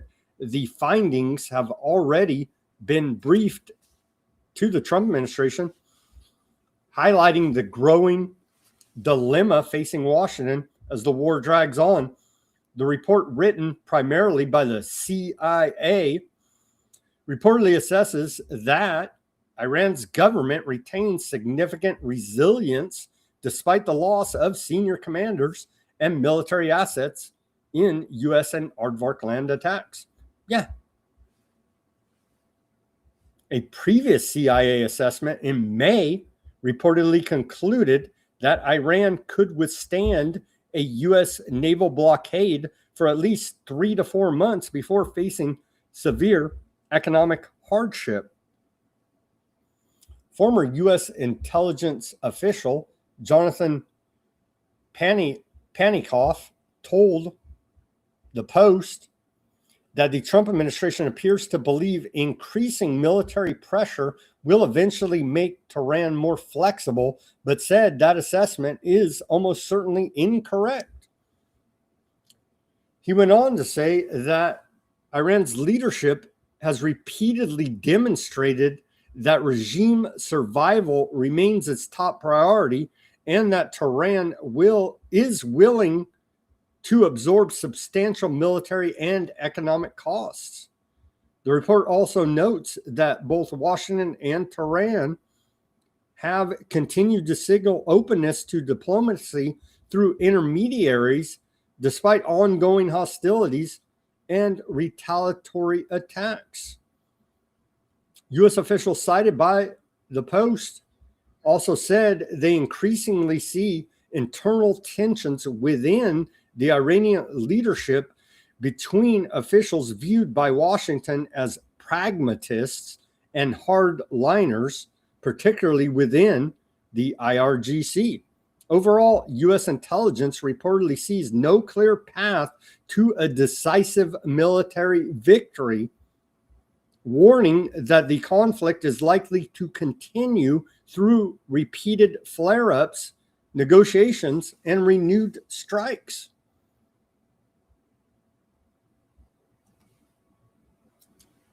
And as we reported and continue to report, debunking Trump's claims that Iran was going to nuke us in 2 weeks, the U.S. intelligence community told them, and so did the State Department, before we struck Iran, that they were not an imminent nuclear threat to America. So they don't, why even have all this giant intelligence apparatus spying with cameras up everybody's rear end? They don't even listen to the intelligence assessment. They're just like, bomb them away. The Department of War is a business. Give me $1.5 trillion. The guys that are supposed to know are telling you this is bogus. Will he listen? They won't listen. They won't listen.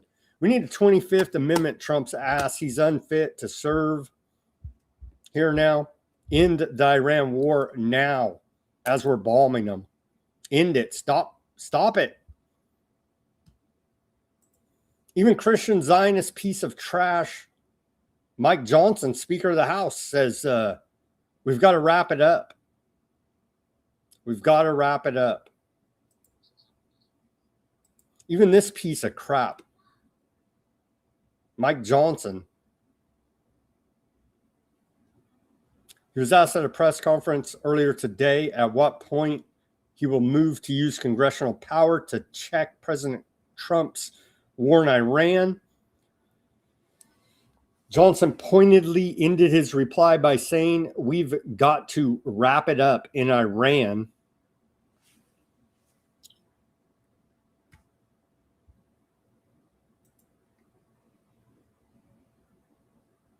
So when you've lost this piece of garbage, you pretty much lost.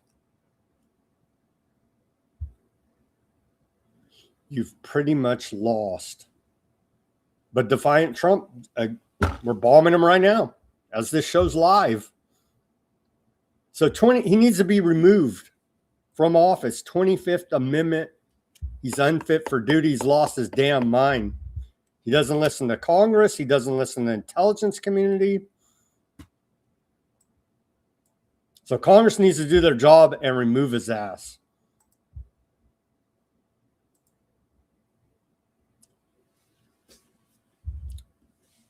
More on this. I think we touched on it briefly. Why Iran's missile strikes are becoming more accurate. Reported by Kazim News. They say here, U.S. regional surveillance and interception networks have been significantly degraded, with much of the monitoring, tracking, and engagement infrastructure built around Iran over the past decade reportedly put out of action. Iran has reportedly gained new access to satellite imagery, allowing it to identify targets with greater precision and assess strike results after impact. The destruction of U.S. early warning radars in the region has reduced detection capabilities, including systems such as the strategic and FPS 132 radar in Qatar, which reportedly has a detection range of up to 5,000 kilometers. Patriot air defense systems are considered less effective against Iran's newer missile arsenal, having been designed primarily to counter older generations of Iranian missiles. Iran has increasingly relied on maneuverable hypersonic projectiles in recent attacks, which combined high speed with the ability to alter their flight path, making interception by systems such as the Patriot significantly more difficult. According to TASSIM, these factors have collectively made the routes taken by Iranian missiles safer than ever before, contributing to the growing effectiveness of strikes against U.S. targets in the region. It's a disaster. It's a freaking disaster. Yeah, but it's all for the aardvarks. Aardvarkland Finance Minister Smotrich said Aardvarkland has no interest in joining the aggression on Iran, calling the current U.S.-led confrontation the most correct and best situation for Aardvarkland. Well, everything for them. You know what I mean? That's why we founded this country. Right? Sure it is. That's what they say. That's what all these traitors say. We wouldn't even have this country if it wasn't for aardvarks. All the founding fathers had little hats on when they signed the Declaration and the Constitution. It's just beyond the pale, man. The U.S. Aardvarkland and Lebanon are exploring several options to disarm Hezbollah. One proposal would have the U.S. train, equip, and vet elite Lebanese army units, which would gradually replace Aardvarkland forces in southern Lebanon before eventually attempting to disarm Hezbollah if necessary. Other options include having Syria help cut off Hezbollah's supply routes or relying on continued Aardvarkland military operations to weaken the group, according to the Wall Street Journal. They're all up in Lebanon. Cradle reporting today, citing Aardvarkland reconnaissance drones.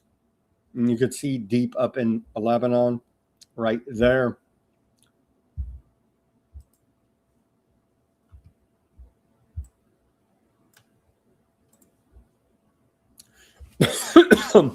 Excuse me. Aardvarkland is not giving up anything. Residents head to U.S.-backed pilot zones in South Lebanon. Lebanese security sources and citizens say the U.S., quote, pilot zone plan is evidence that Aardvarkland intends to continue occupying the South. They've all said it as well.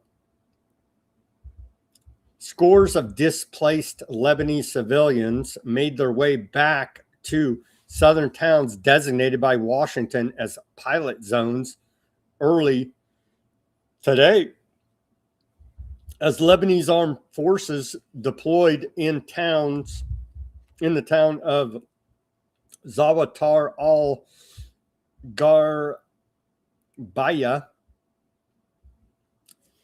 And Aardvarkland journalists previously claimed that Tel Aviv would begin a, quote, limited withdrawal today as part of the U.S. plan, but local residents returning to the south cast doubt on Aardvarkland's intention to withdraw.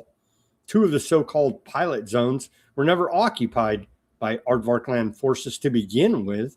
Locals told Al Jazeera earlier today the inclusion of these villages is evidence that Aardvarkland is in fact not giving up anything despite the framework agreement, and is instead able to remain in the areas it has occupied, one villager said. Sneaky aardvarks, you don't say? Oh, breaking agreements? You don't say. Shocking, I know. 2 Lebanese security sources told Al Jazeera the same, while stressing that 2 of the, quote, pilot zones are not occupied. They're like, yeah, we're going to leave that area we're not even in. Good job. But try going there and we'll bomb the hell out of you. I added that part. But that's a continuing that we're seeing, continuing trend. So it's a bunch of BS. There's no ceasefire. They're not withdrawing. They're taking all that land and more. Local residents indicate that an explosive device detonated targeting a Lebanese Red Cross convoy that had entered southern Lebanon earlier today. As the Lebanese army deployed to the town of Zawatar al-Garbaya earlier today, Aardvarkland occupation forces opened fire near the troops. So Lebanese army is going to go regulate Hezbollah, but Aardvarkland's going to go ahead and shoot at the Lebanese army.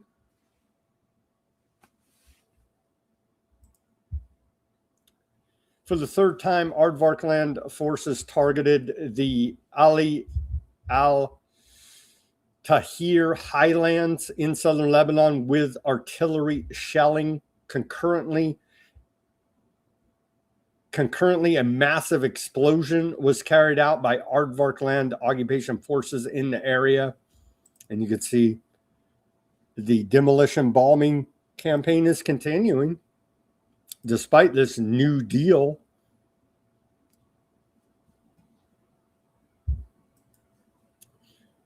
Yeah, they're leveling the joint. Aardvark occupation forces target southern Lebanon. More images.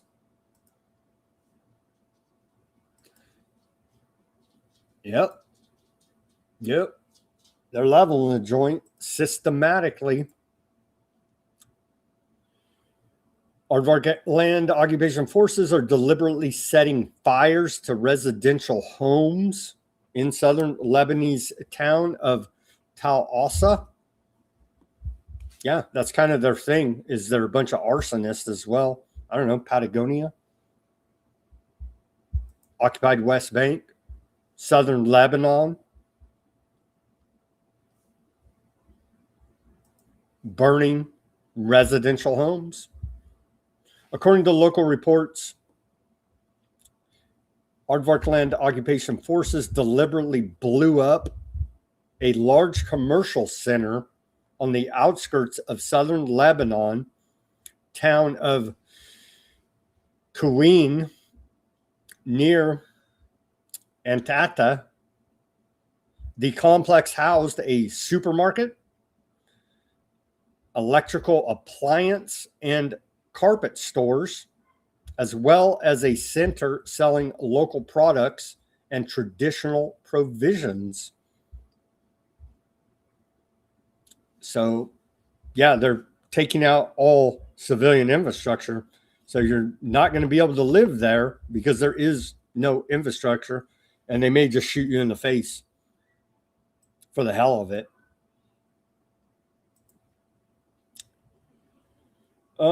Let's see. On to Gaza. Genocide there continues. Aardvarkland confirms it is walling off half of Gaza it controls. The Aardvarkland military has built more than 23 kilometers, 14 miles of earthen barriers cutting through Gaza, physically dividing the roughly 50% of the territory it occupies from the crowded coastal strip where Palestinians have been forced to live according to Planet Labs satellite imagery reported by the Associated Press. And so here's some maps so we can see. They're now, it's a steady push. It's a steady push. They're pushing them all into the Mediterranean Sea here now, the ones they don't whack. Berm network. And so they're building up these berms. So, oh, you try to go this way? Oh, we see you coming over the berm and whack you. And they're pushing, pushing, pushing. They're going to take it all, as they've repeatedly said. You can see right there. The berms, building up these berms. And they'll stand on top of that berm and whack all the children that way, as we've tragically become accustomed to. The UN Human Rights Office says Aardvark land forces killed at least 57 Palestinians in Gaza between just this last week. But there's a ceasefire, Sam. They killed 57 this last week between July 3rd and July 20th, including 6 children and 8 women. It said 34 of the 57 people killed. Far from Aardvark land imposed yellow line, raising concerns of continued violation of international humanitarian law, war crimes, and other possible atrocity crimes. Well, they've already said international law is antiseptic, and we don't give a damn what you say, because Big Brother America will sanction and possibly drone you in defense of genocide. 6 members of the Al-Masri family, parents and 4 children, were killed. They killed an entire family. They killed an entire family here now. And we do, yesterday, somebody was saying, show the pictures. I'll show you the pictures of the dead family. Not of them blowing up, just because I hate those pictures. But they whacked them. And then their children, they whacked them. And there you go.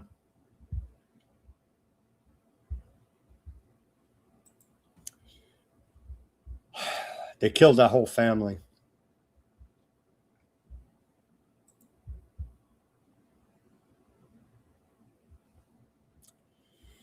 The markings on the shroud read child martyr. Amri Faris Al-Masri, charred body. So I'll show you this. They're wrapped up. They're not, you're not going to see the, that's what it says on the, it says child martyr there in Arabic. 6-year-old. 6-year-old.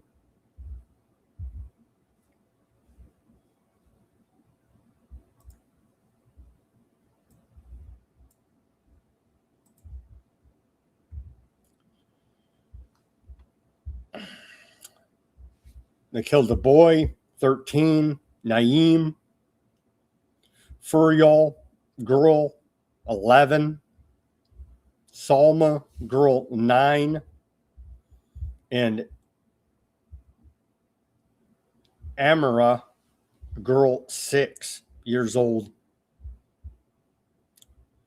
And here's their bodies wrapped up. They killed the whole family.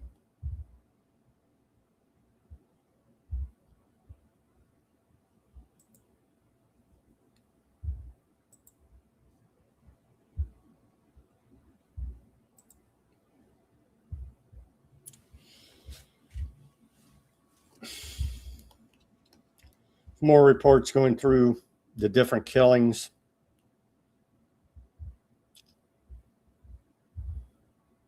A bloody day in Gaza. So since this morning, so we'll just say in the past 24 hours, 13 Palestinians dead.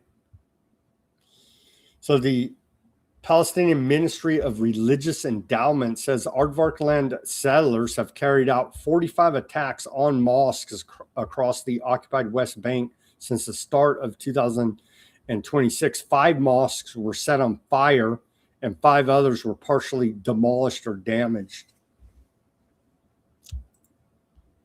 Palestinian journalist Hassim reports that Aardvark land settlers set fire to his home and the homes of 2 other neighbors in a rampage attack July 19th in the village of Al Tuwini in the occupied West Bank. Aardvark land ultra-Zionist settlers also set fire to his family's vehicle, a dairy factory, and a mosque. Here's some footage and still images of these arsonists, the ultra-Zionist settlers.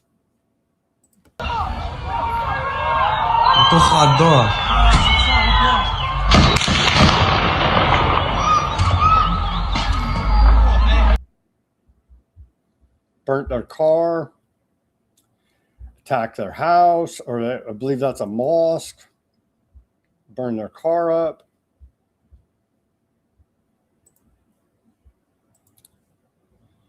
Aardvark land seizes 1,300 acres north of Jerusalem for Settler Road. Aardvark land authorities issued a military order seizing 5,283 dumas, about 1,317 acres of land belonging to the town of Jabba, north of occupied Jerusalem, under the pretext of military purposes. According to the Palestinian news agency WAFA, the Jerusalem governorate said the land will be used to build a settler road running from Route 60 near Jabba checkpoint to the separation wall beside the Nabai Yaqub settlement. Officials said the order is part of a broader push to expand settlement road networks and cut Palestinian towns off from surrounding land. And here's a little map showing us that. They're taking it all. Again, the Greater Aardvark Land Project. They're taking it all.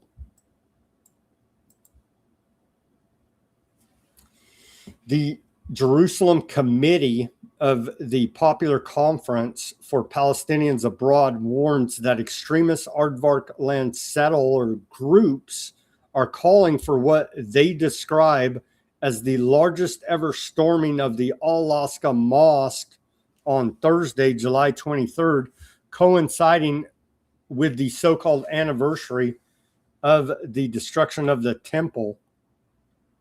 The committee said the calls mark a dangerous escalation aimed at aardvarking the Al-Aqsa and imposing new facts on the ground through repeated incursions, attacks, and the performance of Aardvark land religious rituals, a la satanic, dark occultist, Talmudic rituals. They won't say that in this drop side article. I will, because that's exactly what they're doing. Aardvark religious rituals in the mosque compound, prayers, prostrations, singing, blowing the shofar under Aardvark land military protection. Again, they're trying to provocateur these Muslims by desecrating their third highest holy site, the Al-Aqsa Mosque there, by doing all of this provocation. They're trying to get them to make a move, and then that, of course, will be excuse for wiping them all out. Well, they're damn terrorists, you see. They made a move on us after we did our Talmudic dark occultist satanic ritual on their third highest holy site, the Alaska Mosque. As we await part of the end of days, end times, BS Aardvark prophecies, they need to remove the Alaska Mosque to go ahead and build Solomon's third temple there to bring about their return of their evil Messiah. And the Christian Zionists believe it's going to bring about the return of Jesus as well. So they're instigating with everything they got a conflict with these Muslims, and that'll be an excuse to go ahead and wipe them out and genocide them even that much more, you see. Because there's no even claim of Hamas in the occupied West Bank.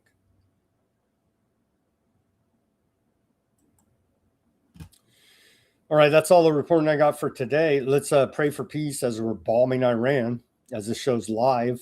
Let's go to Iran International. Latest headline, U.S. completes 11th night of strikes on Iran as IRGC vows operations to continue. It's going to be the same routine. End it now, Trump. End it now, Congress. Remove his ass. Trump's not listening. Trump's not listening to our own intelligence telling them this is a no-win. Stop it. Congress, Mike Johnson saying we need to stop. Do your job, Congress. 25th Amendment, Trump's ass now in this shit. Official media reports attacks in Ilam and Kurdistan provinces. Trump approves Saudi civilian nuclear deal. I did see that report. They're saying this is some kind of backdoor deal that takes safeguards off. And Saudi Arabia now with this can develop their own nuclear weapon. But I thought we can't let these crazy Muslims have nuclear weapons. Yeah, Saudi Arabia, it's fine. You know what I mean? It's just absurd. Didn't Saudi Arabia attack us on 9/11?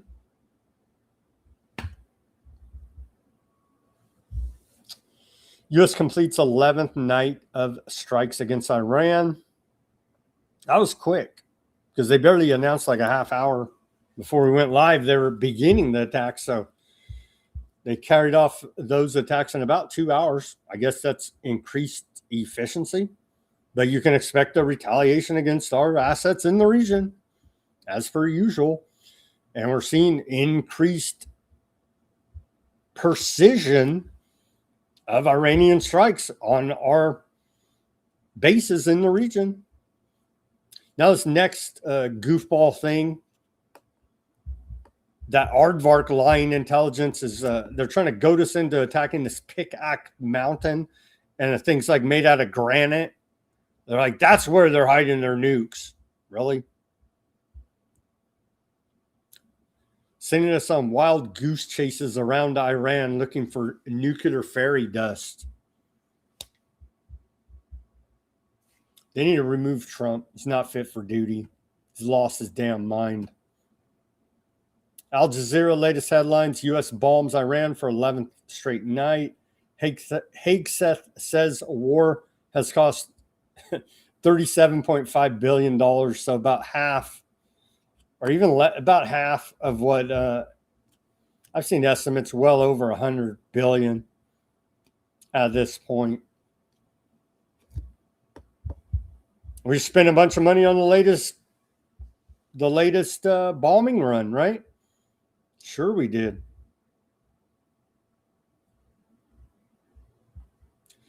Two blasts heard at Bashar city housing Iran's only nuclear power plant. Iran holds funeral for 32 children killed in Minab school strike.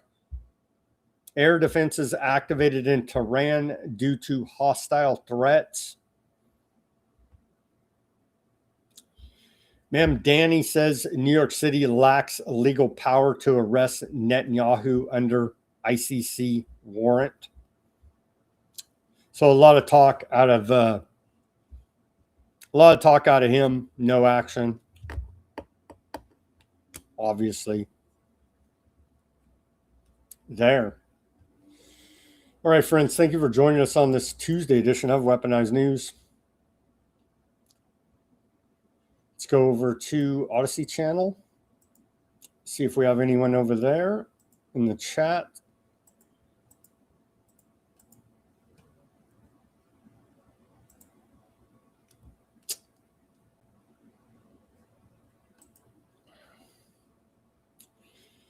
Shout out to viewers on Odysee. Thank you for tuning in over there. Shout out to Huffman, Highland, Gurr.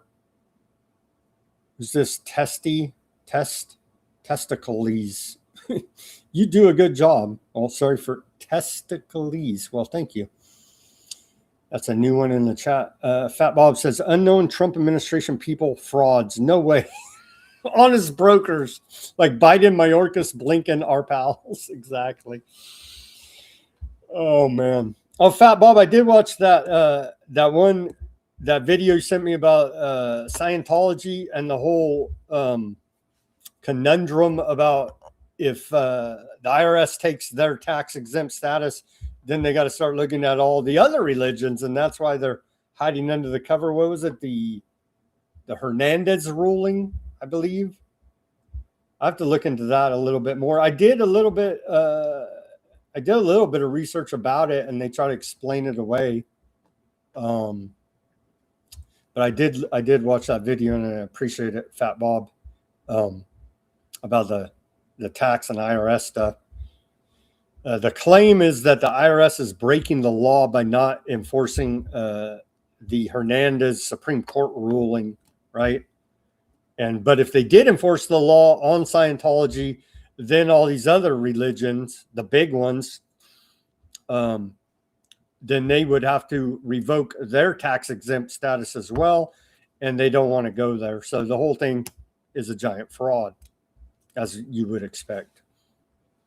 Let's see. John says it was easier to indoctrinate young recruits when we had the godless Soviets to hate.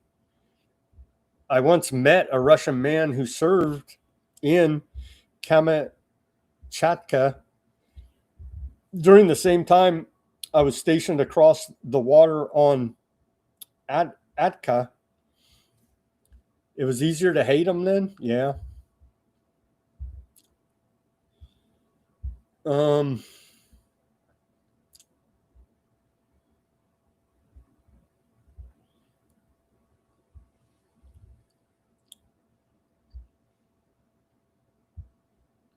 I never question anything, Sam. In fact, I make sure all my papers are in order before they get there. Yeah. Of course, Sam, smelly butler types shall never die. Did all the damage then, woke up to save FDR, who poor mouth ruined some folks to pay Paul well into the future. The thing we have to fear, Sam, is fear itself. How true those words that have echoed throughout time for its total dumbness. Oh, man. John says, yeah, the Iranians had the moral high standing, and now they are behaving like aardvarks and Trump's America.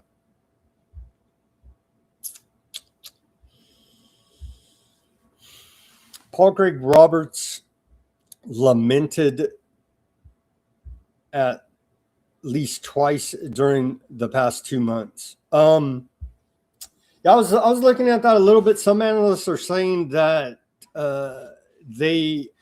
Iran is not directly whacking downtown Tel Aviv right now because it is a better military strategy to target U.S. strategic assets in the region, i.e. our radar systems, early warning systems. And it makes sense It makes sense like that. And Aardvark land's not directly attacking Iran. It's just us now. We're out there on our own for our greatest ally. So some analysts are claiming we'll get there after they degrade our assets in the region to the point where we can't defend Aardvark land, I guess is the point. And so if you look at some of the targets they're hitting, it kind of makes sense that way. But again, I do believe at the top levels, they are all in together. What did John says? Brendan O'Connell insists there is a city of London control in Iran leadership. He asserts that they have fat Swiss bank accounts.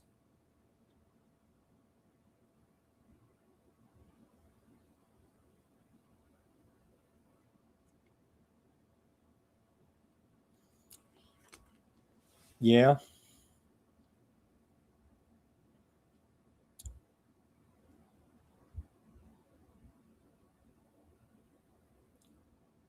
Yeah, and an effing pyramid with an eye. What is that doing in an ostensibly Muslim country? The secret societies are above, right? Joe Blow religions, obviously.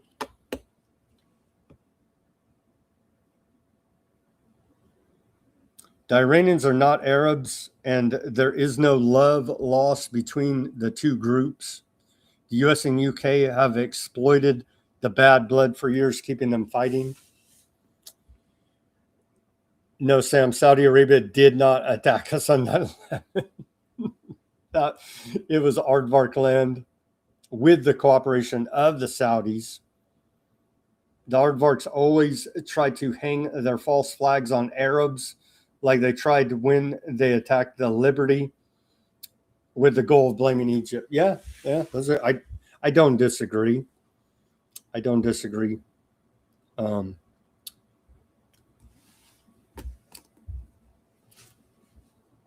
Was my comment invisible? Let's see. Oh, sorry, Huffman. Huffman says, tell Ruckus to check out the Iranian parliament building. Yeah, I've seen it. It's a pyramid. We'll bring that up next show and take a look at it. All right, guys. Thank you guys for. Have you seen Iran's parliament building? Yeah, looks like a big. It's a big pyramid, right? I don't know why we're fighting with them, bro. Seems like we're all on the same team, right? Seems like we're all on the same team here. Well, of course, it's to get rid of the Joe Blows, because there is a global depopulation program going on top of all this. All right, friends, thank you for tuning in on the Odysee and keeping that chat lively and informative as always. Thank you, everybody, for tuning in on X, Kick, Bitchute, Substack, Rumble, and YouTube. Let's go over to those chats. Okay. Robert on the YouTube. MAGA goons, keep your heads in the sand and your lips around the orange mushroom. Denver must not go outside. I missed that comment from Denver. I don't know why it cut off. Let's see here. Denver says, your weak attempts at Agitprompt and Hasbro are powerless against me, bro.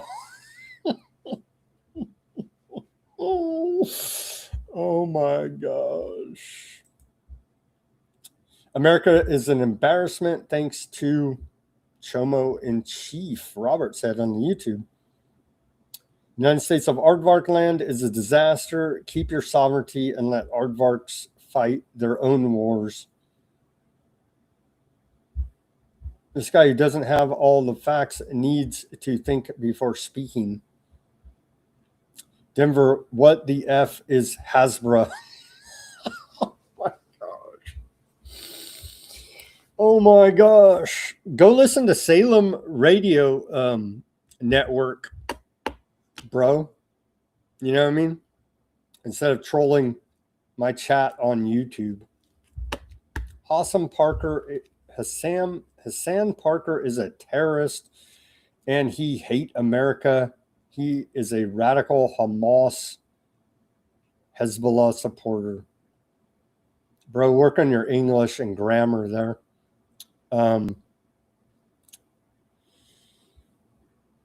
I think he's a Fed, so how you like that? I think he's a Fed provocateur, and he's not going to jail either.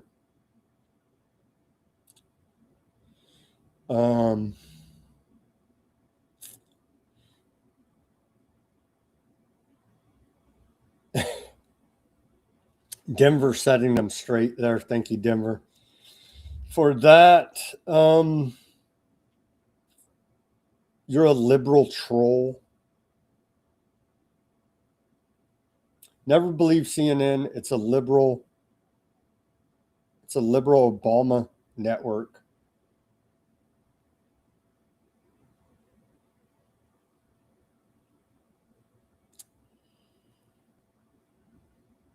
They're like, stop using the big hard words, Denver.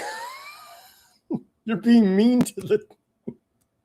I don't know if they're trolls. Maybe they're true believers. Maybe look up some of the words Denver's saying and you would get a better understanding. I'm just throwing it out there for your own education. Yeah. Thank you, Denver. In the YouTube chat, schooling them up there. They're not even understanding the words he's using. Oh my gosh. Thank you, MH. Says I do appreciate the compliments there. You do a great job, my brother, Weaponized reporter. Thank you very much for that compliment. We're doing the best we can here. The history books will not be nice to Trump, methinks. Ruckus says, It's getting real bad real quick. And once the Democrats get back in control of the Congress, it's going to be just never-ending hearings, investigations, impeachments, all for bogus stuff, though, right? Maybe they'll throw out some real stuff they're not tied to because they're both part of the same organized crime syndicate known as your government. They will put on a show about it. And I believe some of them genuinely are out to get Trump. And he has it coming. I mean, Trump has it coming.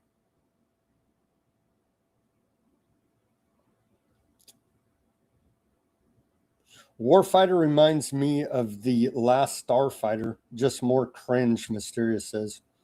Yeah.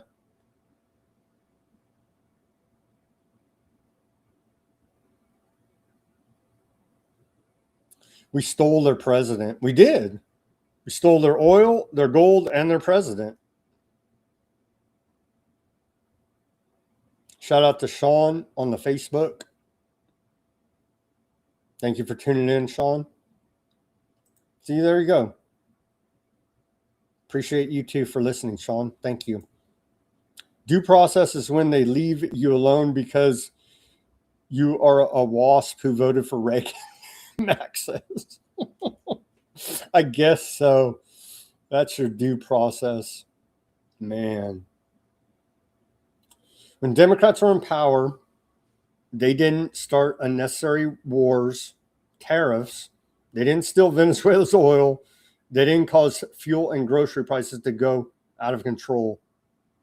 Not like this. They did plenty of their own shenanigans, but not as bad as this.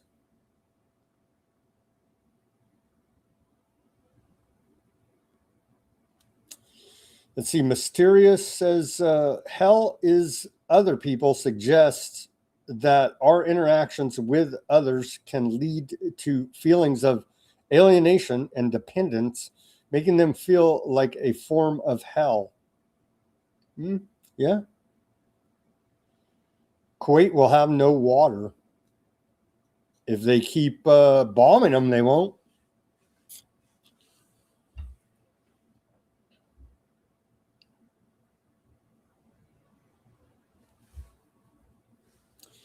And I ran so far away. And I ran so far away. Yeah.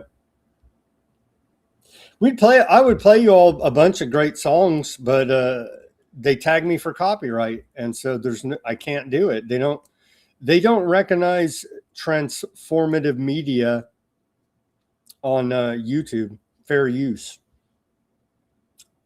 It's not, it's AIs, right? So AIs see that you played and who even know, we don't even know, they don't even have legitimate copyright on half this stuff. It's just BS, right? But it doesn't matter because YouTube will flag you though and pull your video and say copyright violation and you're done. You know what I mean? And it's all just AI made up BS.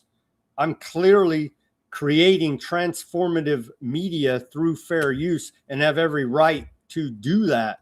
It doesn't matter. It's not on YouTube. You understand? I wish I could play a bunch of songs on here. YouTube's just simply not going to allow it.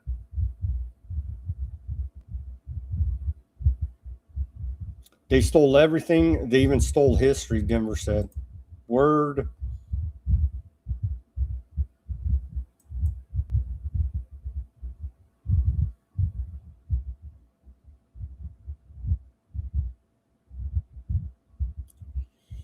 Pamela on the Rumble.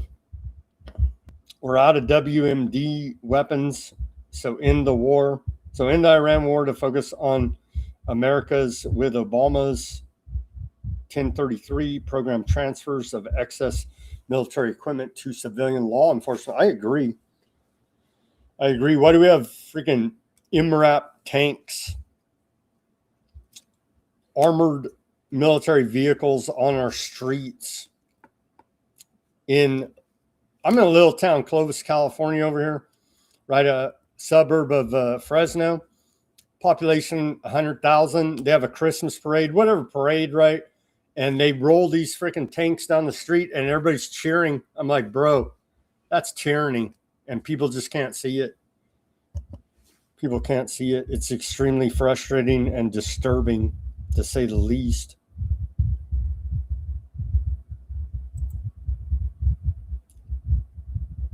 Albert says Donald Trump, the best president. For what country? Not for America. Maybe for maybe Aardvark land, best president. He's bragged he's king of Aardvark land. He's bragged he'll win. I forget all the brags, but yeah, not for America, bro.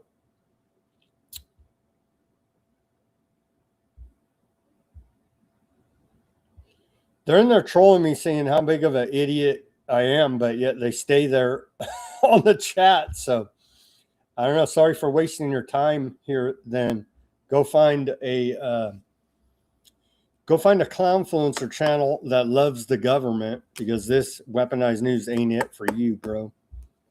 Sorry to tell you. One pyramid to rule the thrall.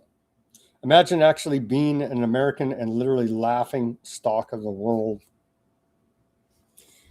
Yeah, 85 to 90% of the world hates our guts. This is engineered by design. We continue to cover. We're in a new era, a new world order. It's a soft power transfer at the very highest levels to the east, engineered by, who even knows? Trump's a puppet actor in the WWE Hall of Fame, for crying out loud.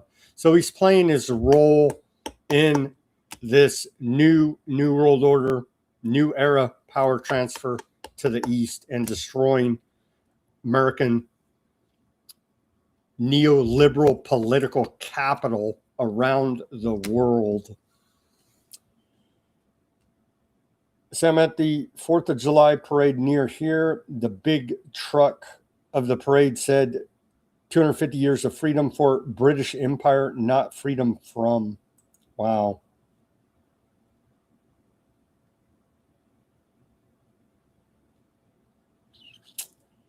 All right, and we'll end it there. All right, let's pray for peace. Let's pray for peace and end this eye for an eye, tit for tat, retaliation against retaliation. The only way out is just end it. End it, withdraw our troops, withdraw our Navy, Tell Iran, do whatever the hell you're going to do. None of our business. We're out, bro. End it now. Peace. Let's pray for peace. As always, everybody do your own research. Peace, love, and freedom. Speak out and take action. Have a great rest of your Tuesday evening.